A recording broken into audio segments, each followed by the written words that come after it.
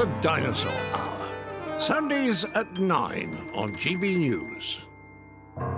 What you get for breakfast is something that, if we do our jobs right, you will wake up to news that you didn't know the night before. It's a conversation. It's not just me and Eamonn. We want to get to know you, and we want you to get to know us. From 6, it's Breakfast with Eamonn and Isabel. Monday to Thursdays on GB News. Britain's news channel. People in Britain, they love free speech, but they also love fair play. I don't care if I'm speaking somebody from a trade union, from the Labour Party, somebody from the SNP. And I think the viewers like to see that actually we can challenge one another, but in a positive way. We think we ask the questions that people want to ask, and often we ask the questions that we wanted to ask in Parliament but never got the chance to ask. So join us every Saturday, 10 a.m. till noon on GB News, Britain's news channel. Nightmare commute. Kick it up a gear with me, Patrick Christie's, at drive time, 3 till 6 p.m, Monday to Friday on GB News Radio. You can listen online and on DAB+, on the smart speaker app and on the GB News app. And if you've got an Alexa, all you have to say is, Alexa, play GB News. We're also on TuneIn and the Radio Player apps. From the school run to rush hour, get revved up with me, Patrick Christie's, on GB News and GB News Radio. Tired of the usual focus-tested, pre-prepared Westminster runaround? Well, so am I. So you want higher taxes? Is your department to blame for this? Are you rethinking this policy? Every Sunday at 9:30, I'll be sitting down with those in power to get the truth about the issues affecting you. Let's be honest, we've known about the cost pressures of this project for years, not months. That's the Camilla Tominey Show, a politics show with personality. On GB News, the People's Channel, Britain's news channel. Join us every night on GB News at 11 p.m. for Headliners, which is 3 top comedians going through the next day's news stories, which is exactly what you need, because when the establishment has gone crazy, you need some craziness to make sense of it. Headliners. You don't have to bother reading the newspaper. We've got it covered for you. Every night at 11 p.m. and repeated every morning at 5 a.m. We won't send you to sleep like some of the other paper review shows out there. So join us 11 p.m. every night on GB News. The People's Channel, Britain's news channel.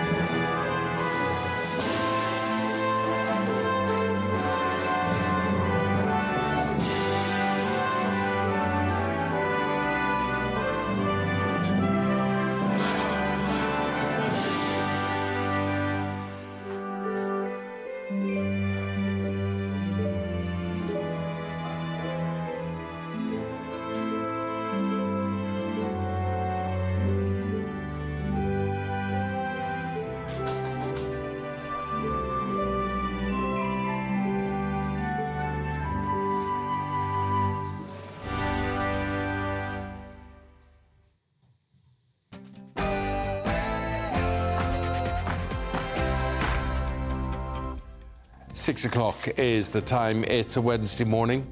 New day, new month. It's the 1st of November. Does that mean I get to do that? Pinching a punch. I thought I'd just get it in early. Pinching a punch 1st of the month. As long as I get doing it the next no, hour. you're too slow. You're tuned into Breakfast with Eamonn, Holmes and Isabel Webster. Leading the news this morning, Boris Johnson suggested COVID was nature's way of dealing with old people.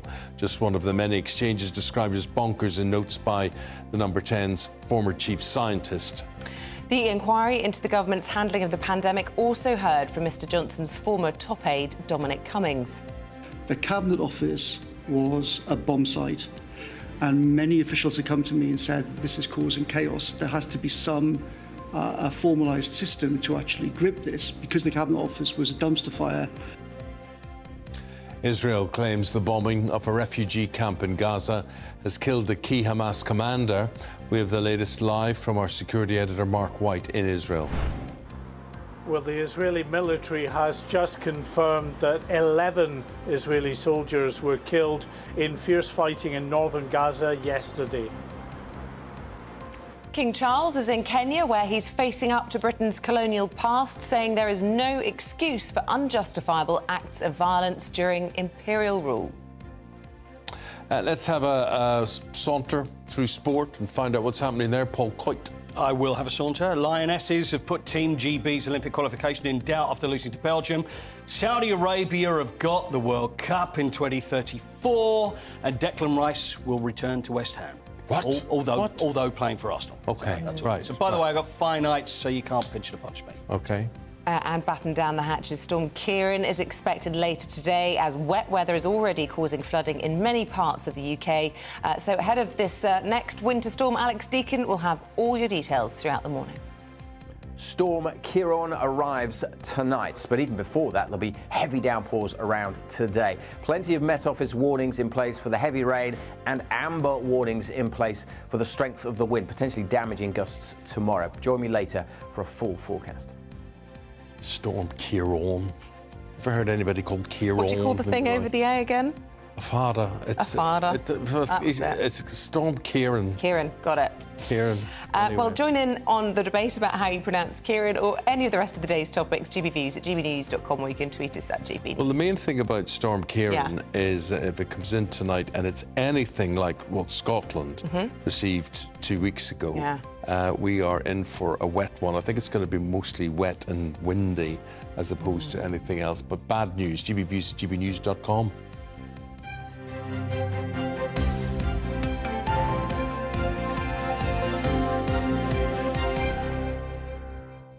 So our top story this morning, the COVID inquiry. Lots of discussion about what the government did during a crisis. The picture being painted behind the scenes of Boris Johnson's handling of it is one of absolute chaos. Now, there's a lot to process from what you heard so far at the inquiry yesterday. The headlines are that Boris Johnson was slow to make decisions and that he had the view that COVID was nature's way of dealing with old people. Well, the inquiry heard from the heart of Number 10's machine, the former Chief Medical Advisor, Sir Patrick Vallance, Lee Kane, he was Head of Communications, and Mr Johnson's top aide, Dominic Cummings. So, as it continues today, will it be as explosive as what we heard from Dominic Cummings yesterday? Well, we've got Pip Thompson, GB News reporter, who has been following what was said. Pip, round it up for us. What did you think? It was incendiary.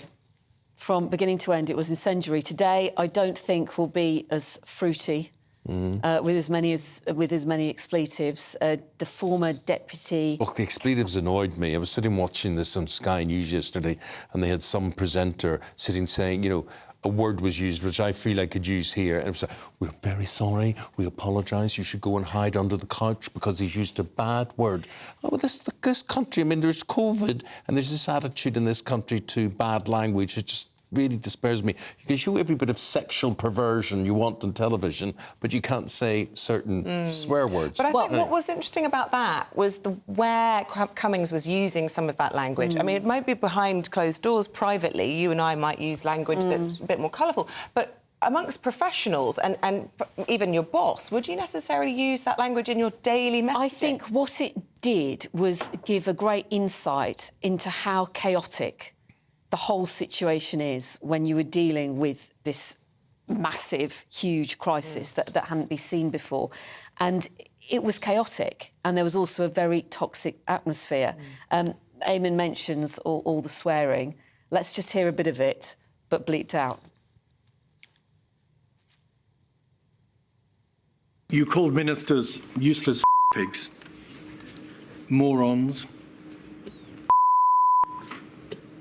in emails and WhatsApps to your professional colleagues. Do you think you contributed to a lack of effectiveness on the part of ministers and of the Cabinet? No, I think I was reflecting a widespread view amongst competent people at the centre of power at the time about the calibre of a lot of senior people who are dealing with this crisis extremely badly. So, dealing with this crisis extremely badly, we had a claim that Boris Johnson refused to accept the seriousness of the situation. Lockdown was delayed for far too long. They were still talking of this strategy of herd immunity. So let's have chickenpox parties to help get rid of this. And Boris Johnson was referred to as a shopping trolley because he was veering all over the place because he couldn't make a decision. Dominic Cummings said lockdown could have been avoided if test and trace had been implemented by March 2020. I mean, this went on for hours and hours. And even up to March the 23rd, the government, this is March 23rd, 2020, the government thought the peak would be at the end of May. Well, we know that that is absolutely not what happened. And also this attitude of Boris Johnson towards older people. Right, so what was this? The allegation was that he basically thought that older people should accept their fate, take the hit to the benefit of younger people, which will offend huge numbers. And I don't think it was just him that thought this. I think there was some other MPs that agreed. And it came from diary entries from Sir Patrick Vallance, who said Boris Johnson was obsessed with older people accepting their fate and letting the young get on with life and getting the economy running. Now, we must make it clear that this is all from Dominic Cummings. We know that his relationship with Boris Johnson broke down, is still broken down. So you might say that Dominic Cummings, you know, has some big scores to settle. Boris Johnson will be giving his evidence towards the end of the year. And today it is the turn of Helen McNamara, who was Deputy Cabinet Secretary. And they've already produced a report on the sort of toxic problems, the unpleasant working atmosphere. Dominic Cummings was accused of being very misogynistic towards her. Let's just hear another excerpt from yesterday. An extract from Mr. Johnson's Fight Back WhatsApp group. You say this at 12:20. If I have to come back to Helen's PET, what's that, propriety and ethics? Yes. Part of the Cabinet Office, or number 10. Designed to waste huge amounts of my time so I can't spend it on other stuff, I'll personally handcuff her and escort her from the building. Had you got form, Mr. Cummings, for arranging for people to be escorted from number 10 before? You shouldn't believe everything you read in the newspapers. That story is not accurate. I don't care how it's done, but that woman must be out of our hair. We cannot keep dealing with this horrific meltdown of the British state while dodging stilettos from that. Well, if it wasn't so serious, it'd be highly amusing. I do think. But it's obvious then, it never ceases to amaze me that you get unelected representatives like Dominic Cummings. I'm not saying he's wrong, but he certainly wanted to be in charge, didn't he? He thought he was smarter than everybody else in the room. Yeah, I mean, I think it's generally agreed that there's a certain arrogance about Dominic Cummings, isn't there? But you're absolutely right. There was this revelation yesterday that Lee Cain was finding himself writing policy because there was just no policy coming forward from those who actually were elected officials. I mean, that's an extraordinary revelation. And also the lack of remorse from Dominic Cummings in relation to Barnard Castle. He was asked a number of times, do you accept that the public lost faith in the government's regulations as a result of that? And he just batted it off. Yeah, and it was quite a testy exchange between Dominic Cummings and Hugo Keith QC, and he was repeatedly asked, why did you take your wife and child in the car to test your eyesight? Eventually, he said, well, I didn't have to have them in the car. And he maintains that my actual actions in going north, which emerged, broke lockdown rules, but he says his actions were entirely reasonable and legal. Okay. It continues today. Thank you. Well, there was a lot for you to wade through there, Pip, and we'll speak to you every hour this morning just to get a reflection on that. And if you've got a view of anything you heard or who you think's to blame or not to blame, it's going to take a long time to find all this out. gbviews@gbnews.com. I mean, I look at this and I think, what is the point of this? What is the point? This is going to go on for how long? Next year, year after? Well, the point, I think, is going to be a long, long inquiry, but the point is to learn the lessons and the mistakes and to make sure that if and when it happens again, we're in a better position. Hopefully that will, you know, as like any inquest or anything after or an inquiry after an event. Well, I'll tell you what, I say this to my children. Don't assume that because someone has got a title, they can actually do their job. What you will find out in life as you get older and as you progress through life is that most people are idiots. They're stupid and they're not capable of functioning and organising anything in a brewery, really. And you will find that through life. And if you want something done, do it yourself. And I think that's Cummings' frustration yesterday, that he felt he had a clear vision, he had a clear plan, and lo and behold, the man who was the Prime Minister didn't. Your views very welcome. 11 minutes past 6 on this Wednesday morning. And we're going to bring you up to date now with all the latest coming from the ongoing conflict in the Middle East. Overnight, Israeli airstrikes hit a densely populated refugee camp in Gaza, killing at least 50 Palestinians, with a nearby hospital saying 120 also died in the strikes. Israel claims a Hamas commander was killed in the attack. OK, well, let's go to Mark White, who's in Tel Aviv this morning for his analysis of all of this. Mark, we're looking at awful pictures here, and basically Israel are saying, yeah, we may have killed 50 innocent people, but we got one of their top guys. Does that make it all okay? Well, I don't think they're saying that they killed 50 innocent people. To be fair to the Israelis, they're saying that they carried out a strike in Jabalia because a Hamas commander had gone into a building with other Hamas terrorists. There was a firefight. They called in an airstrike. That airstrike took out a number of buildings, and yes, they say that that commander and the other fighters were killed. They've not spoken about the civilians that have died, and merely point to the fact that the reports that are coming out are coming from the Hamas-run health ministry. It's clear, I mean, there were civilians in that area. People had been told in recent days by the Israelis to get out of northern Gaza. Many have done so, but many others have not, because they don't want to cede ground to the Israelis, or perhaps they're not in a position to go. Maybe they're being prevented from going by Hamas. But what is clear is that there seems to have been a very significant airstrike in that area, and we know there were civilians. The actual numbers, well, the Hamas-run health ministry has claimed enormous numbers before, which then reporting on the ground has suggested was not quite the case. In terms of that battle, though it is raging throughout northern Gaza, there are significant firefights that are ongoing as the Israeli military pushes its way slowly and methodically down.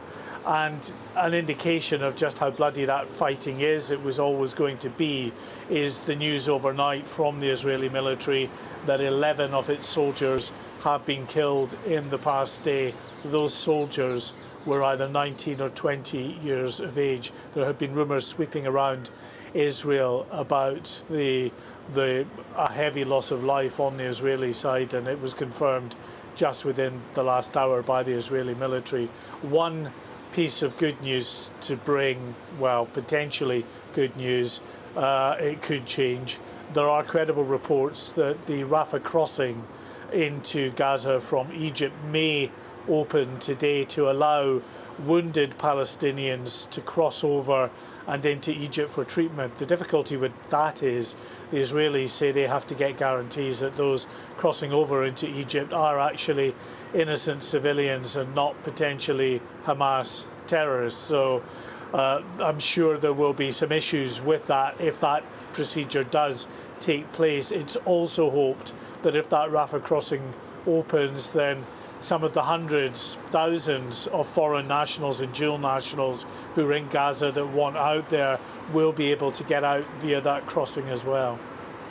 Mark, just whilst we were speaking to you, I just wanted to talk about a lot of the debate here in the UK about ceasefires versus humanitarian pauses, and Keir Starmer outlining why he isn't in support of a ceasefire yesterday. Just explain that to our audience, because, you know, we're hearing from UNICEF this morning that they're describing Gaza as a graveyard for children, and Oxfam are saying that the crisis is the worst humanitarian crisis in living memory. Yeah, I mean, it's absolutely horrific on the ground. I don't think anybody is denying that, but Israel is determined that it wants and has, for the sake of its safety of its citizens, to continue with the war to take out and destroy Hamas. I think Sir Keir Starmer gave his clearest assessment yet of the reasons why he is not calling for a ceasefire but does want humanitarian pauses. And he said simply that if you have a ceasefire, then you have the situation frozen as it is, with Hamas still having the capability to launch fierce resistance against those Israeli troops who are currently in northern Gaza, but also firing rockets pretty much every hour throughout the day into Israeli civilian communities, more barrages that came across yesterday. And what Keir Starmer said is that you freeze that situation, all that's going to happen is that Hamas are going to feel emboldened, they're going to regroup, and they're going to continue their attacks on the Israeli population, and you have Israel no safer than it was before the attacks on the 7th of October. So that's his argument, and he falls into line with the UK government and many other allies of Israel who say that they want humanitarian pauses, short pauses, and sometimes localised around the Rafah crossing, where they can get aid trucks in, they can get injured people out. That, he feels, is more effective while still allowing Israel its goal of going after and destroying Hamas. Mark, thank you. We will speak throughout the programme this morning. Thank you very much indeed. 17 minutes past 6 o'clock. Breakfast in GB News. Eamonn, Holmes and Isabel Webster. A reminder of our top stories. Boris Johnson suggested COVID was nature's way of dealing with old people. Just one of many exchanges described as bonkers in notes by Number 10's former chief scientist. An inquiry into the government's handling of the pandemic also heard from Mr Johnson's former top aide Dominic Cummings. The Cabinet Office was a bomb site, and many officials have come to me and said this is causing chaos. There has to be some a formalised system to actually grip this, because the Cabinet Office was a dumpster fire. Israel claims the bombing of Jabalia refugee camp in Gaza has killed a key Hamas commander. Various reports suggest the Rafah crossing will also open today to allow the seriously injured to get medical aid in Egypt. We'll continue to bring the latest to you throughout the morning. The King is in Kenya, where he's facing up to the colonial past, saying there is no excuse for unjustifiable acts of violence during British rule. And wet weather has already caused flooding in many parts of the UK. Storm Ciarán promises more disruption for millions of British families when it arrives this evening.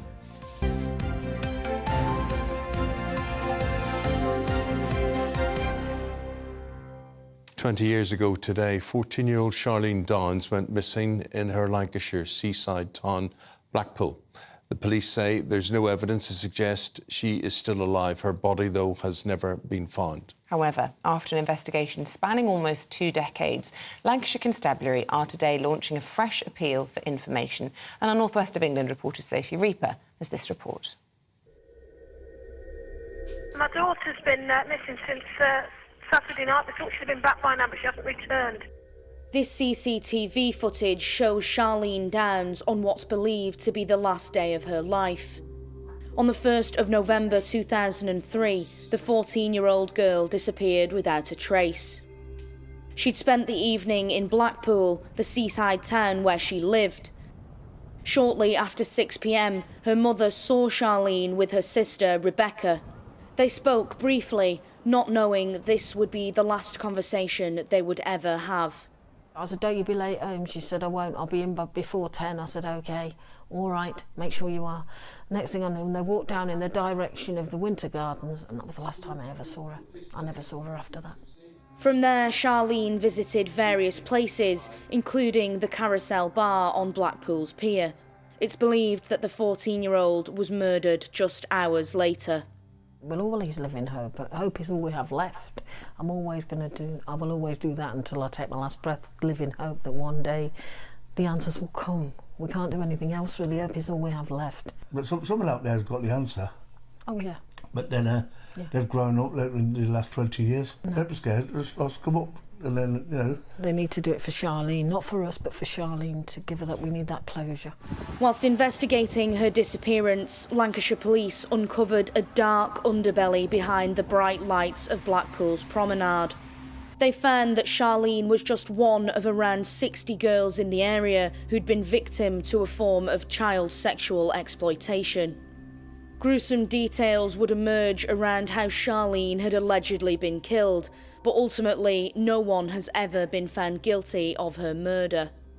Now, 2 decades on from Charlene's disappearance, Lancashire police say they're still committed to getting justice for her family. I'm appealing to those people who know what happened to Charlene and for whatever reason over the last 20 years have not come forward and told us what happened and who's responsible for her disappearance, because Charlene's family have spent 20 years not knowing, agonising over what happened to her, and no closure or justice. 20 years on, Lancashire police say they will never stop their investigations. And as the days, months, years pass by, her family still cling to the hope of some answers. Sophie Reaper, GB News. OK, all eyes on the forecast over the next few days. Another winter storm is on its way. Let's get the details from Alex Deakin. Morning, Alex Deakin here with your latest weather update from the Met Office for GB News. Storm Ciarán arrives tonight, and we have Met Office amber warnings in place for tomorrow for the strength of the wind across the south. We have Met Office yellow warnings in place this morning, a wet and windy start across the southeast and more heavy rain across Northern Ireland, so potentially more disruption here. It's a very different day today across Scotland, much wetter than yesterday, some snow on the hills. Further south, we'll see some brighter skies, some sunshine, but there will also be plenty of heavy showers blown along by a fairly brisk and gusty and chilly feeling wind.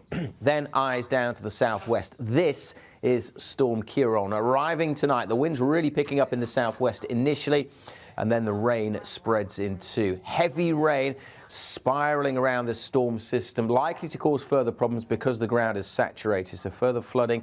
And then the winds really start to pick up, particularly on the south coast of England, but also into parts of southwest Wales. Parts of Scotland, Northern Ireland having largely clear skies through the second half of the night, allowing it to turn quite chilly here first thing tomorrow morning. But for most, tomorrow is all about Storm Ciarán, especially across England, Wales and southern parts of Scotland. We have a number of Met Office warnings in place for rain and the strongest winds, initially in the southwest, but moving across the south coast, potentially damaging gusts of wind. We are likely to see some disruption from the storm system moving in. Please check the details of those weather warnings on the Met Office website. OK, we'll have more on Storm Ciarán if it's coming your way, if it's going to affect you later on in the programme. Still to come.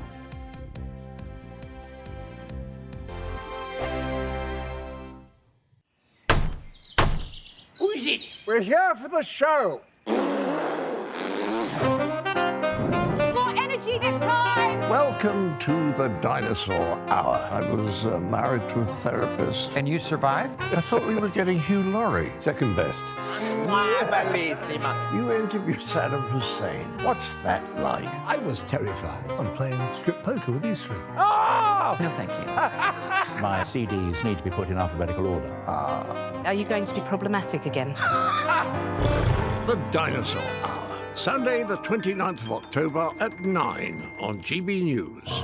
What you get for breakfast is something that, if we do our jobs right, you will wake up to news that you didn't know the night before. It's a conversation. It's not just me and Eamonn. We want to get to know you, and we want you to get to know us. From 6, it's Breakfast with Eamonn and Isabel. Monday to Thursdays on GB News. Britain's news channel. People in Britain, they love free speech, but they also love fair play. I don't care if I'm speaking somebody from a trade union, from the Labour Party, somebody from the SNP. And I think the viewers like to see that actually we can challenge one another, but in a positive way. We think we ask the questions that people want to ask, and often we ask the questions that we wanted to ask in Parliament but never got the chance to ask. So join us every Saturday, 10 a.m. till noon on GB News, Britain's news channel. Nightmare commute. Kick it up a gear with me, Patrick Christie's, at drive time, 3 till 6 p.m, Monday to Friday on GB News Radio. You can listen online and on DAB+, on the smart speaker app and on the GB News app. And if you've got an Alexa, all you have to say is, Alexa, play GB News. We're also on TuneIn and the Radio Player apps. From the school run to rush hour, get revved up with me, Patrick Christie's, on GB News and GB News Radio.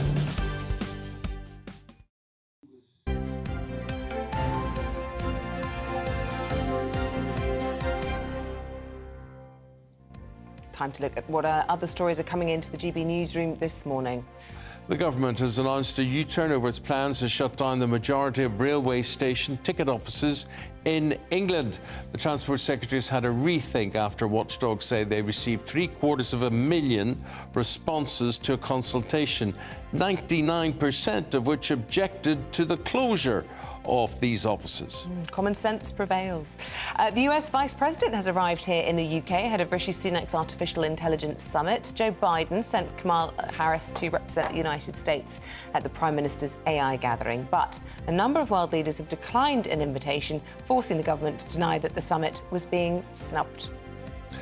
Despite the lacklustre guest list, the government says that the world's first summit on AI this week will reaffirm our historic leadership in overseeing the development of new technologies.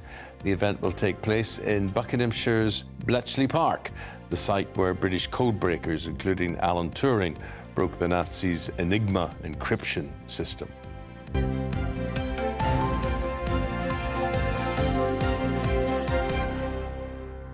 To be fair, lacklustre guest list, Elon Musk flew in overnight and the boss of ChatGPT, and we've also got the Vice President of the United States, so I think that might be a bit harsh as an assessment. Well, I think they're short on the world leaders. But I think, Elon Musk, But he's mad, isn't he? Pretty big in AI, though, I'd suggest. Yeah, but he's a Bond villain. If you're going to have a summit, he's a good guy He's going to end up ruling the world, and he's going to be like Drax or something in Bond. But he is a Bond villain. He is. You couldn't make it up any other way. Who else is there? Elon Musk and who? The boss of ChatGPT, which is going to take over the world, but it basically is the most important AI function that any of us will probably come into So just explain it to me. What do you do? So it can basically be, we're going to explain it in Headline Makers, but it can program things. So say I wanted to go on holiday, you could type into it, where should I go on holiday, give the details of your family, and it will come up with everything. Or you could say, write a link for me to read, and it would write it probably better than you. And I this is my fear and my problem about AI. First of all, it'll get rid of everything physically we do. So, they'll have robots. I don't think that will happen. They'll have robots digging roads and all sorts of things. See. That will happen. Gotcha. Yes. I thought you meant romantically, and I was thinking, no. Never even got that. That's a bit pervy to think of that, isn't it? I know, well, we've talked about that funny Federer or whatever her name was, and they wear those goggles and just have these imaginary relationships. Your mind is twisted. It really when you is. said get rid of everything physically, that's what I thought you were talking about. You were thinking of sexual perversion then, using AI. That's disgusting, Isabel. Words in my mouth. It really is disgusting. Just shows you where your mind is at. So physical, right, get rid of physical work, and then they're going to get rid of mental work. And then we get to the point where... What are we going to do? What's the point of us? Just kill each other. We just die. It'll take over. I mean, a blind man on a galloping horse can see we're all doomed when AI comes in. What is the point? Before I'd be sitting now, sitting saying, here's the sport with Paul Coit, and you'd be like a hologram. I'd just say, where did Isabel get those saucy goggles from? That's the thought thing. Guys. Where did you get those from, anyway? Those. Yeah. Where can you get them? I wish I had some saucy goggles. Is that what it's just not. Let's not go there. Saucy goggles. Saucy goggles. Right, OK. Nations League. Should we do a little sport? Yeah. Should we do a little sport? How saucy was the Nations League last night? Nations League. Everybody talks about who was beaten last night. Can I say Northern Ireland got a draw? They did. They did get a draw. Yeah. Nobody mentions that. Well, I was about to. Well, I was going to open with that. Well, you're good. I listen to stuff on the radio and I feel it's as if England is the only team that counts in all of these competitions. Exactly. Well, we are the best. But I tell you the reason it does. There is a reason that England counts more than it. No, it's about the Olympics. It's about the Olympic Games.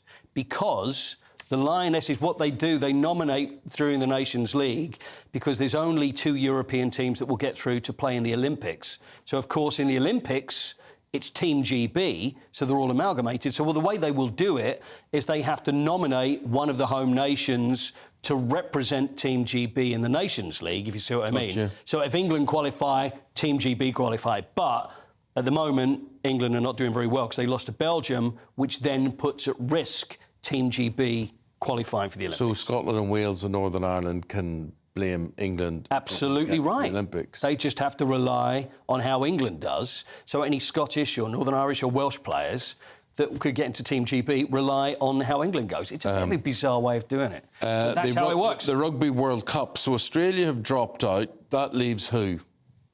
Football. No, this is Football World Cup. This is This is a football World Cup. It is. In Saudi Arabia. Yeah. All right. This is the thing. I mean, Saudi Arabia, we know what they've been like, trying to get every sport, and now it's almost like the ultimate prize, which is the World Cup.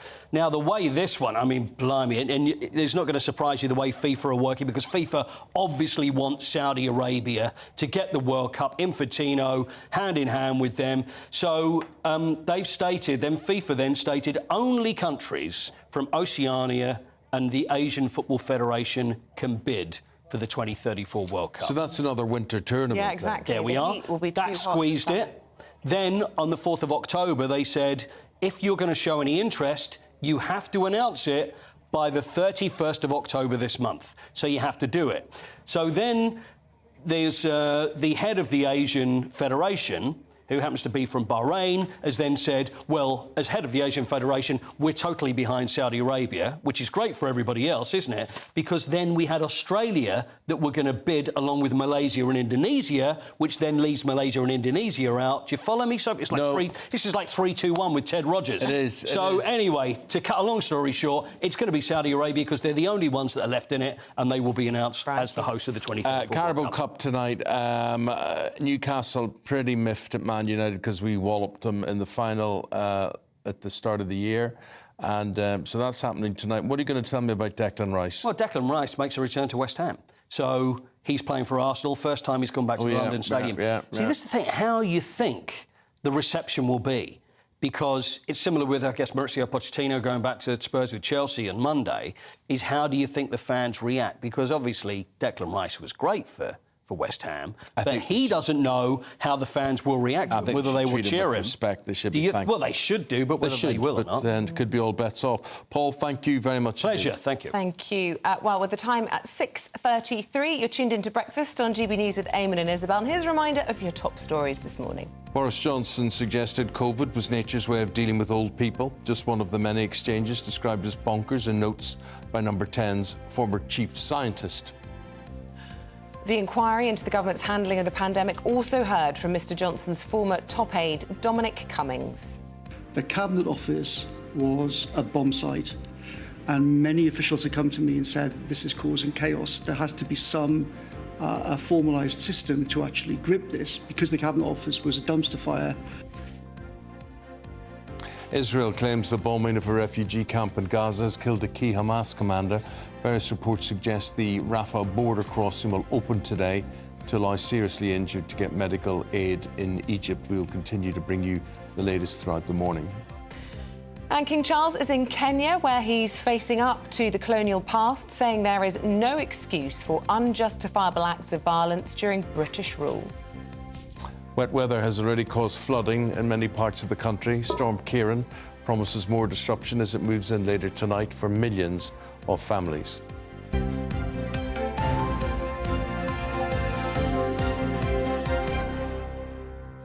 News story today, which we think is common sense ruling, and this is the railway ticket offices, which there's been a U-turn on. They will stay open after all, and the embarrassment thing about it is the rail companies were told by the government, save money, do this.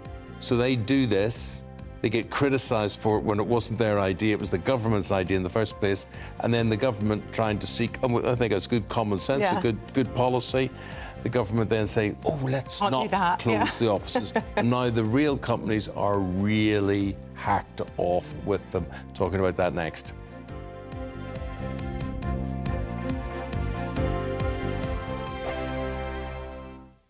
In a world of dull and predictable radio and TV shows. Oh, hi. On Mark Dolan tonight, we've got big guests. We drill into the big stories of the day.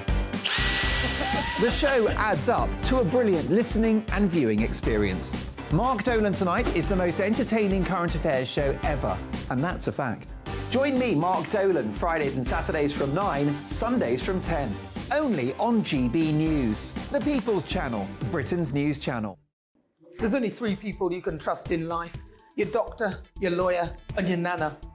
I'm not sure. So join me, Nana Acquare, at 3 p.m. every Saturday and Sunday, where we discuss the biggest topics of the weekend. Be ready for battle. Could you be quiet? What is this? It's on your teeth. It's your new teeth. I don't bite. Well, not without a good reason. Always honest, always fun. Every weekend at 3 p.m. on GB News, the People's Channel, Britain's news channel. So Jubes & Co, we tackle the issues of the day with real, robust debate, both sides of the fence, battling it out with me in the middle with my forthright opinions and views. And often really interesting things happen because you start with a position and then by the end of the debate you find actually, well, I might not have thought about that one. What we need in this country is 2 new political parties. You should maybe think about doing a 2024 calendar. I'm Michelle Dewberry and I'm keeping you company right through until 7 o'clock this evening. GB News, the People's Channel, Britain's watching. Join us every night on GB News at 11 p.m. for Headliners, which is 3 top comedians going through the next day's news stories, which is exactly what you need, because when the establishment has gone crazy, you need some craziness to make sense of it.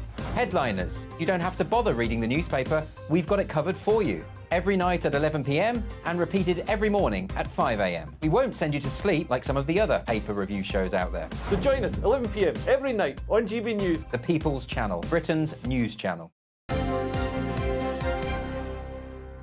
Time now for Headline Makers, a look at the stories in the papers and online, the front pages that you're waking up to today. And here's the newspaper. It's leading with the revelation of Boris Johnson's private stance that the UK's old people should accept their fate from COVID. Daily Mail leads with Dominic Cummings feeling the heat at yesterday's hearing at the COVID inquiry. The Guardian focusing on Israeli airstrikes that have killed dozens at a Gaza refugee camp yesterday. Front page of The Sun leads with police chiefs being slammed for ripping down posters of Israeli children held hostage by Hamas. This happened in London, I think. And the Metro leads with hundreds of railway ticket offices staying open rather than being axed after a government U-turn. Yeah, Manchester and London, those posters were. John, you just go through some of those stories and more. Today's Headline Makers, political editor at the Huffington Post UK, Kevin Schofield.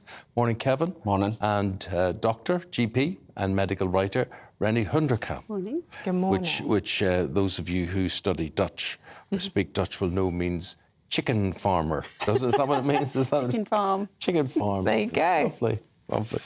Randy, we're going to begin with you. So the COVID inquiry yesterday, and as a doctor, I don't know how you feel about this. Well, I think I do know how you feel. So Boris Johnson say, look, don't worry about all this COVID business. It's nature's way of dealing with old people. So I think it's possible to hold more than one view on this, actually, especially as a doctor, and I was quite outspoken at the start of this.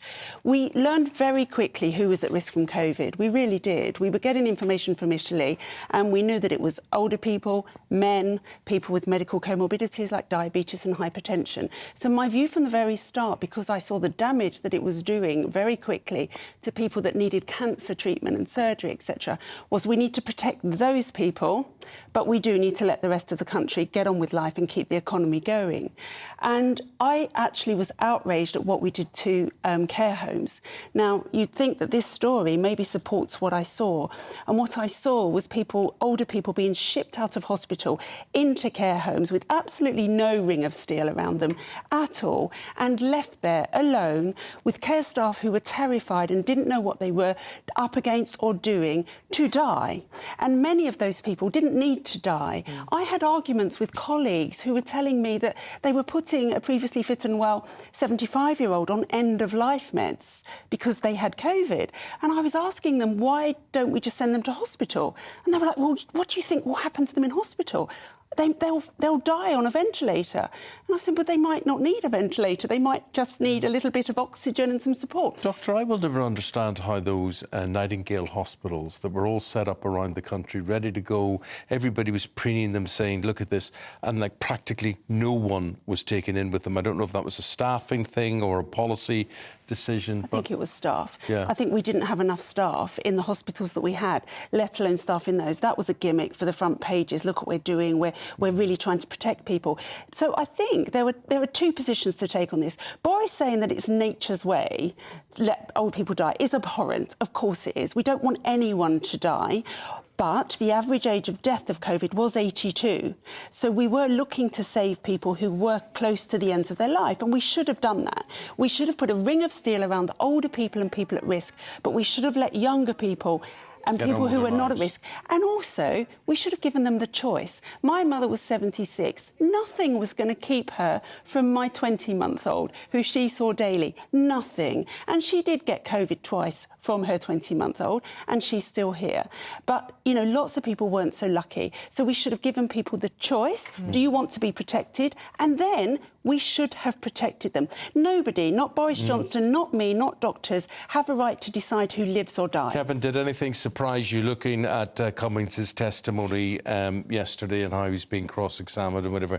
Did it really surprise you in any way? Not particularly. I mean, the language used by Boris Johnson, you know, was quite shocking. You know, this offhand attitude towards old people. But I don't think anyone comes out of it very well. Dominic Cummings doesn't come out of it well. I mean, some of the stuff that he was saying in messages was absolutely disgusting. Boris Johnson doesn't come out of it well.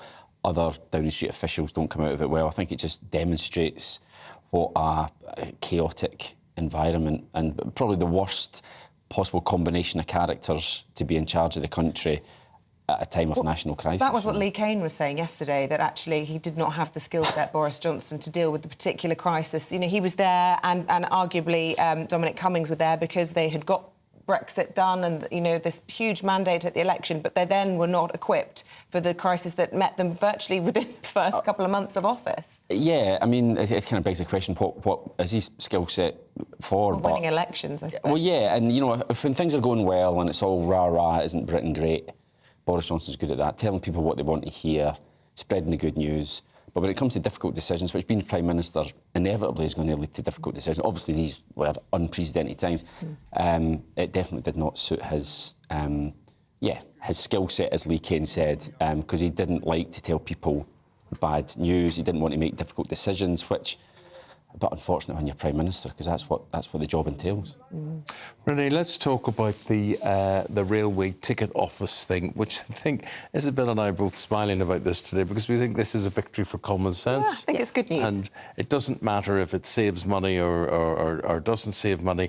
It's just right that for people who are disabled or people who need help mentally to book tickets, which is a difficult enough exercise to do, and for jobs of people involved, there's going to be people, human people, not AI, around trains. Although actually, I think it'll all change next year or the year after. Yeah. You'll get no argument from me on that, Eamonn. I think it was an absolute travesty that we were able to say it's only 12% of the population who are disabled or mentally impaired, whatever it is, who use tickets. So we can throw those in the waste bin and get rid of jobs. I'm absolutely with you. This is 100% the right decision. We need to look after people. And that does include their jobs as well. It's not just about the people buying tickets. It's about people having meaningful work that is good for mental health. And human beings, by nature, are social. It's actually quite nice to talk to somebody. I'm sick and tired of coming up against computer says no. Your call matters to us. You're Please, very important. Yes, you're very important. Please hold for the next 45 minutes. That's exactly. I think it's more than 12%. I think the vast majority, certainly as women, if you're going early hours of the morning, it's a dark platform. If you know that there's someone else there, you feel reassured by that. And I don't think it was just about, and I say just, you know, not to diminish it, but I think it is more than 12% people who benefit from this change. No, I think a great victory for the unions and McClinch, I do have to say. Absolutely, they've fought the good fight on this one, and I just looking at it politically, I just don't know why the government have handled this so badly. You know, if you're going to make an unpopular decision, you stick to it. You know, so they're getting the worst of all worlds. They get flack for saying we're going to do it, and now they're getting flack because it's embarrassing that they've had to U-turn. So they've not actually got any benefit from it whatsoever. Guys, let me just temporarily interrupt you as the time is 6:45. We'll bring you this morning's headlines. And this is how they're looking this morning. Boris Johnson suggested COVID was nature's way of dealing with old people, just one of many exchanges described as bonkers in notes by Number 10's former chief scientist, Sir Patrick Vallance. An inquiry into the government's handling of the pandemic also heard from Mr Johnson's former top aide, Dominic Cummings. The Cabinet Office was a bomb site, and many officials have come to me and said this is causing chaos. There has to be some a formalised system to actually grip this, because the Cabinet Office was a dumpster fire. Israel claims the bombing of a refugee camp in Gaza has killed a key Hamas commander behind the October 7th attacks. Various reports suggest the Rafah crossing may open today to allow the seriously injured to get medical aid in Egypt. We continue to bring you the latest throughout the morning. Matter of fact, we'll talk about that next. King Charles in Kenya, he's facing up to the colonial past of the UK, saying there is no excuse for unjustifiable acts of violence during imperial rule. Wet weather has already caused flooding in many parts of the UK as Storm Ciarán promises more disruption for millions of British families. In just a moment, we'll be joined by the meteorologist, Jim Dale, for all the details.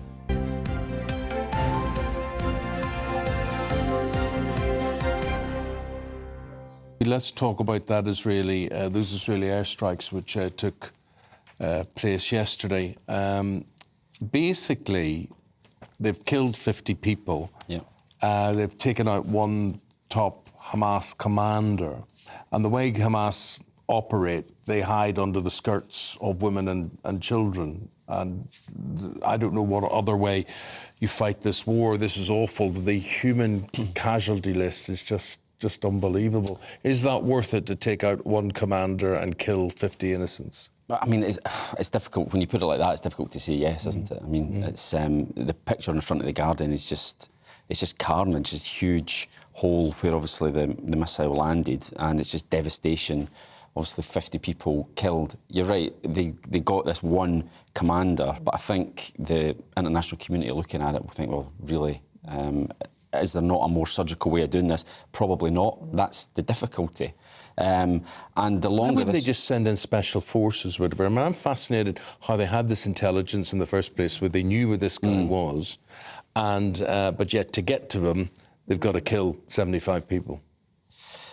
Well, yeah, and then I suppose if you're sending in the special forces, then it becomes much more dangerous for those individuals as well, and much more difficult to actually identify and get the one person who you're after. I guess it's easier, if you want to put it like that, just to drop a bomb. But it's but the innocent civilians who die as a result is just sickening, really. I was reading the statistic that 70% of those who've been killed, and there's 8,000 civilians that have been killed in the last 3 weeks, 70% of those are women and children. Yeah. The FBI this morning, in the front of the Telegraph, saying that Hamas is the greatest terror threat to the West since IS, and it certainly seems with this tactic of hiding amongst civilians is particularly cruel for those people, because they, how else are Israel supposed to deal with this situation? If they were to have this ceasefire, it would allow Hamas to regroup, to attack again in a horrific way. And yet, if they continue to retaliate in the way they are, there's these huge, questionable morally implications for civilians. It's a terrible scenario. Yeah, and it's only the longer this goes on, the louder the calls for a ceasefire will be, the more pressure there'll be on the Israelis to not do what they're doing at the moment. And I think it's all eyes on America, really. I mean, Britain takes its lead from America when it comes to things like this. And if America was to withdraw support... So, Kevin, would you take your lead from Keir Starmer? Would you go for a ceasefire? Would you go for a pause? Well, then you get into a question of semantics. What's the difference between a pause and a ceasefire? I mean, I was at Keir Starmer's speech yesterday. There was a lot of protesters outside. I think at the moment it's very easy just to say a ceasefire. I think everyone would like to see a ceasefire. Everyone would like to see an end to this carnage. But if you leave Hamas able then to, as Keir Starmer said, regroup and then launch another attack, then really is that Can I just quickly ask you about that speech yesterday? Because those protesters, there were lots of reports about his car being swarmed in a quite an unnerving way. Did you witness that? Well, I didn't actually, because I was downstairs inside filing. Right, fair enough. When it was Working, doing your deadline. But I did see obviously the footage of it, and I mean, there was a reasonably sized group of protesters outside, but he was never under any actual danger. He was huckled into the back of the car quite quickly. No, Dr. Honderkamp,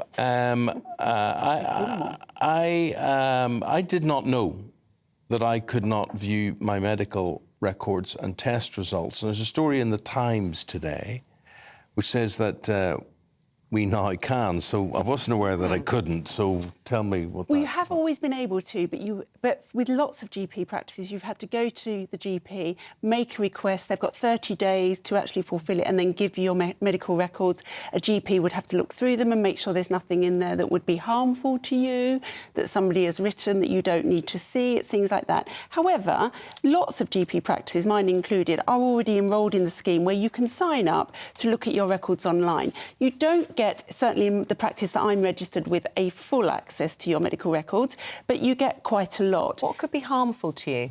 So you have to think about people with mental health conditions, and it depends what you've written. She likes the bottle too much. She's, hypochondriac. But then if you're a sensible GP, you don't write things like that. And I think that's where GPs are going to have to, start thinking more carefully about what they write. Some of those reports could be quite entertaining. Well, but possibly not to the person who's actually accessing them. I mean, I think it's of course we need to be able to see our GP records, and of course we need to be able to see them online. Mad. She's a nutcase. I think back to when my dad was in intensive care, and I saw his medical notes on the end of his bed, and I wanted to have a look. Yes. I just wanted to see what he had been spiking it. I did have a look, and I got thoroughly told off. By who? By the medical team, who didn't want me to look. Well, presumably, maybe they thought it was a privacy issue for him. I mean, just say you're next to kin. Well, no, but I don't think you're supposed to do that or allowed to do that. But I wanted to know exactly what was going on, everything. Also, you have to remember that sometimes people can interpret things when they don't have the knowledge to do that. Yeah. So we need to make sure that people aren't suddenly accessing a result that a GP hasn't seen and made a note by. Thing? I think it is a good thing. But I think GPs have to be careful about how they do it. I'm going to tell you about a bad thing now, and that's Storm Ciarán, which is heading towards us tonight. We're going to go over now to meteorologist, journalist, and that is Jim Dale this morning. Jim, the first thing I want to talk to you about is what time are we expecting it? Will it strike? Morning, guys. It's going to start moving in this evening time into the southwest. That's the direction of travel. And it's at the moment in mid-Atlantic, to be honest with you. So it's a long way off, even though we're at the moment seeing some pretty horrible weather across the UK. So it's hardly a good morning for many. But nonetheless, this is coming in, and it's coming in this evening and then into the overnight. And I think by the time tomorrow, it'll be well entrenched across particularly southern parts of the UK. That's where the low is going to be, particularly the south coast of England and Wales and West Wales. What sort of storm would this be, Jim? Is this similar to what we saw in Scotland a couple of weeks ago? Well, every storm is different, Eamonn, and this will bring different characteristics. I think the main one here is going to be the wind initially, certainly on the south coast.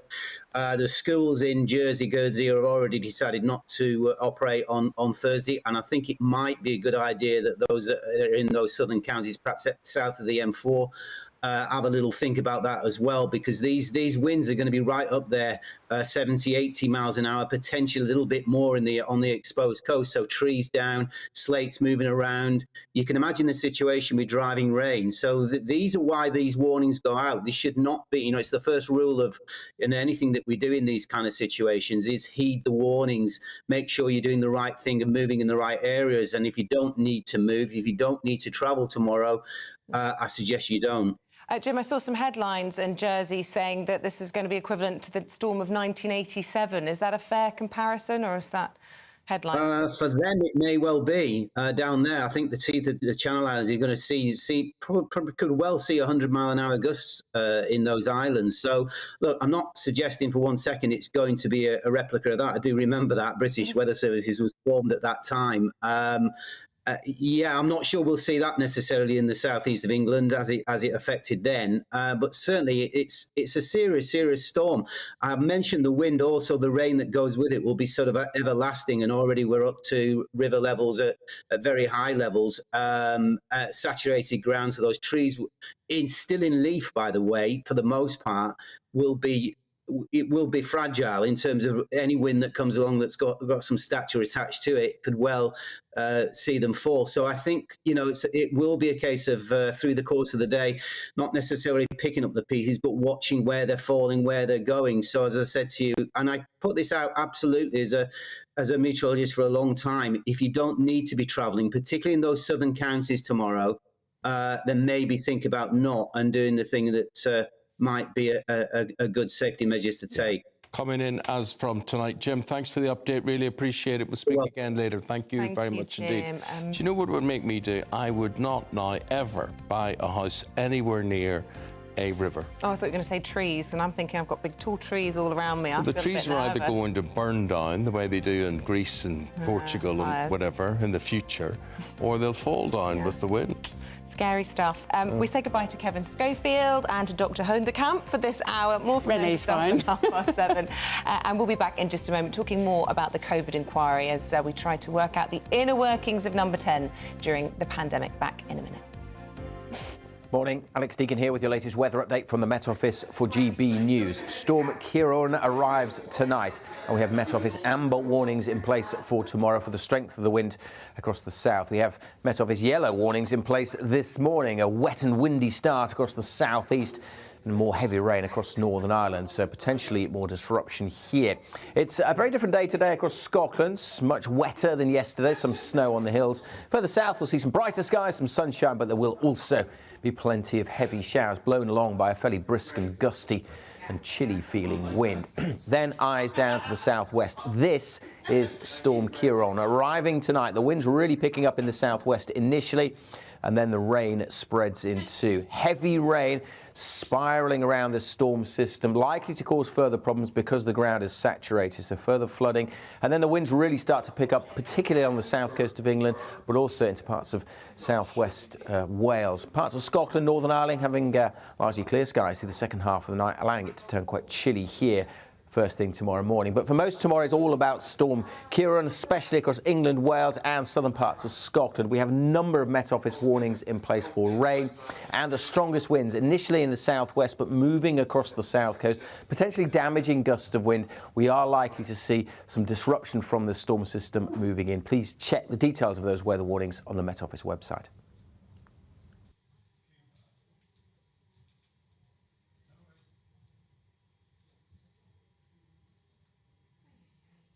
GB News, unlike other broadcasters, isn't obsessed with the London-Westminster bubble. We think there's a nation beyond the M25, and that's why we talk about the issues that matter across the land. Join me on State of the Nation, 8 to 9 o'clock, Monday to Thursday, on GB News. Daisy's listening, and you should too.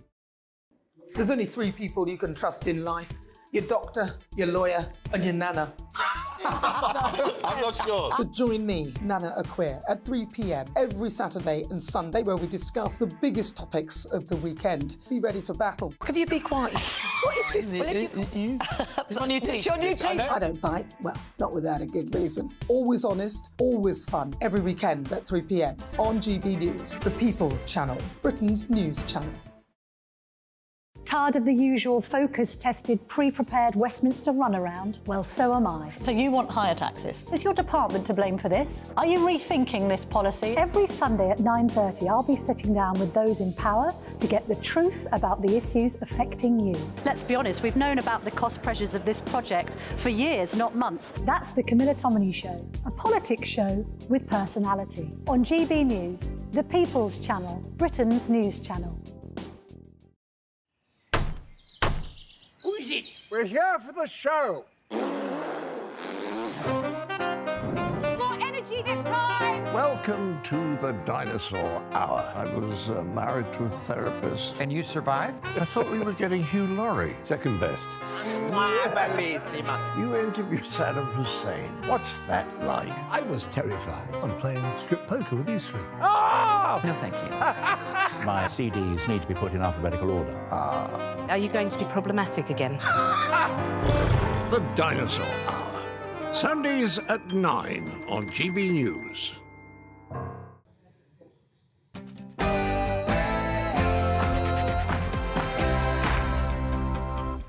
Hello there, very good morning to you. It's coming up to 7 o'clock on the 1st of November. This is Breakfast with Eamonn, Holmes. So what about this one? Because I quite liked reading the news this morning.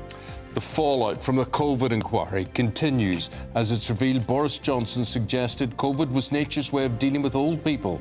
Just one of the many exchanges described as bonkers by the former Number 10 chief scientist Patrick Vallance. The inquiry into the government's handling of the pandemic also heard from Mr Johnson's former top aide, Dominic Cummings. The Cabinet Office was a bomb site, and many officials have come to me and said this is causing chaos. There has to be some a formalised system to actually grip this, because the Cabinet Office was a dumpster fire. Israel claims the bombing of a refugee camp in Gaza has killed a key Hamas commander. We have the latest from our security editor, Mark White. He's live in Tel Aviv. Well, as the humanitarian crisis in Gaza gets increasingly desperate, there are credible reports that the Rafah crossing from Egypt into Gaza may open at some point today to allow injured out and more aid supplies in. King Charles continues his state visit to Kenya, where he's facing up to Britain's colonial past, saying there's no excuse for unjustifiable acts of violence during imperial rule. The sport, we look back on what happened yesterday, what's going to happen today. Paul Coit. Yes, the Lionesses have put Team GB's Olympic qualification in jeopardy, and I have the future of golf, and it's indoors. So the Lionesses hold the future of whether, what are we on this for, right? You're very quick running these pictures. That was a wild weather warning. Storm Kieran, we've just heard that it's going to come in tonight, and already there's rain today, not related to Storm Kieran, but you think it's bad this morning. Well, it's going to get worse this time tomorrow. We'll be in the midst of that storm. Yes, Alex Deakin will have more for you on that throughout the programme. Storm Kieran arrives tonight, but even before that, there'll be heavy downpours around today. Plenty of Met Office warnings in place for the heavy rain and amber warnings in place for the strength of the wind, potentially damaging gusts tomorrow. Join me later for a full forecast. And you can join in any of our discussions throughout the morning. Email us at gbnews@gbnews.com, or you can tweet us at GBNews.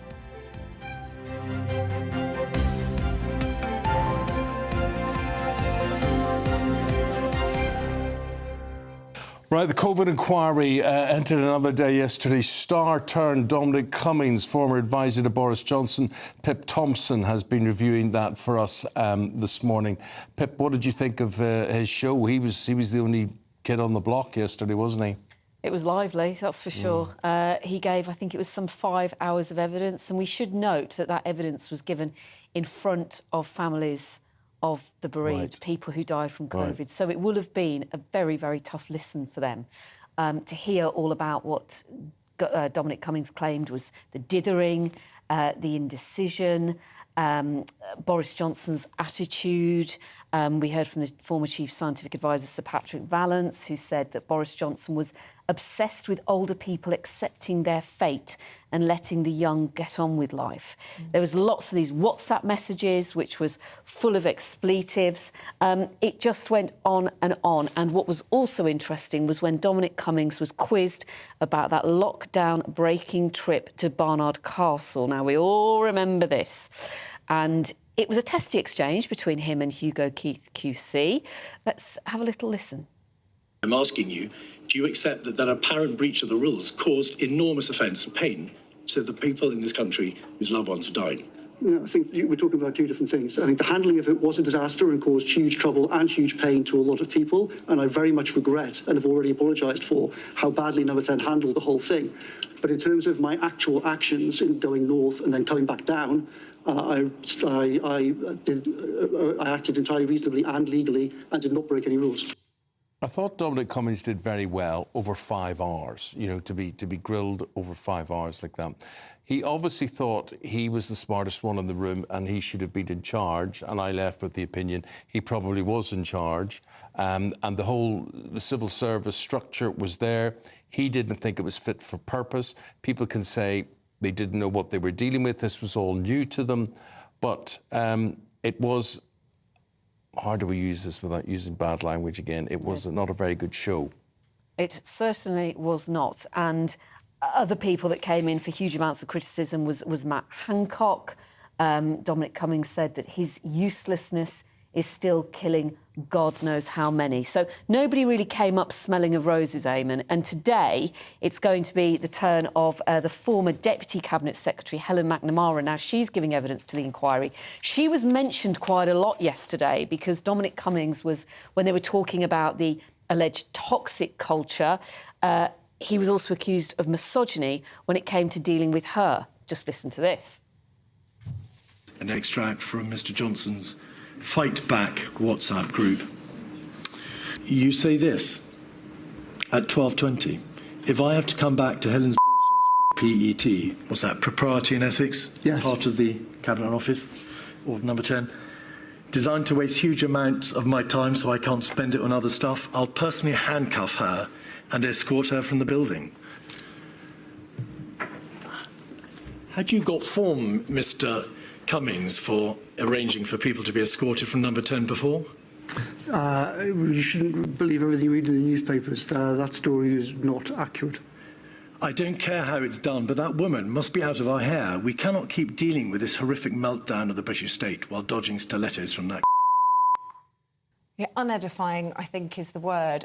It was also interesting to see the barrister questioning him there, using Boris's phrase, was it an orgy of narcissism in number 10? And he didn't deny it. He kind of agreed. No, he didn't. That was because of an exchange between Boris Johnson and Dominic Cummings. I mean, look, we all knew this. There is no love lost between those two. And we have to bear that in mind when we hear what Dominic Cummings said. He's got some scores to settle. So today will not be, I don't think, as lively as Helen McNamara, but she's going to be asked again about the decisions that were made and about this toxic culture and the misogyny they say existed. OK. What do you think we've learned, Pip? What do you think? Do you think we've learned anything? I know it's a bit early to jump to conclusions, but I mean, I look and I think Cummings is a formidable intellect. He's very anti-civil service anyway. He obviously wanted to be in charge and he thinks Boris Johnson's an idiot.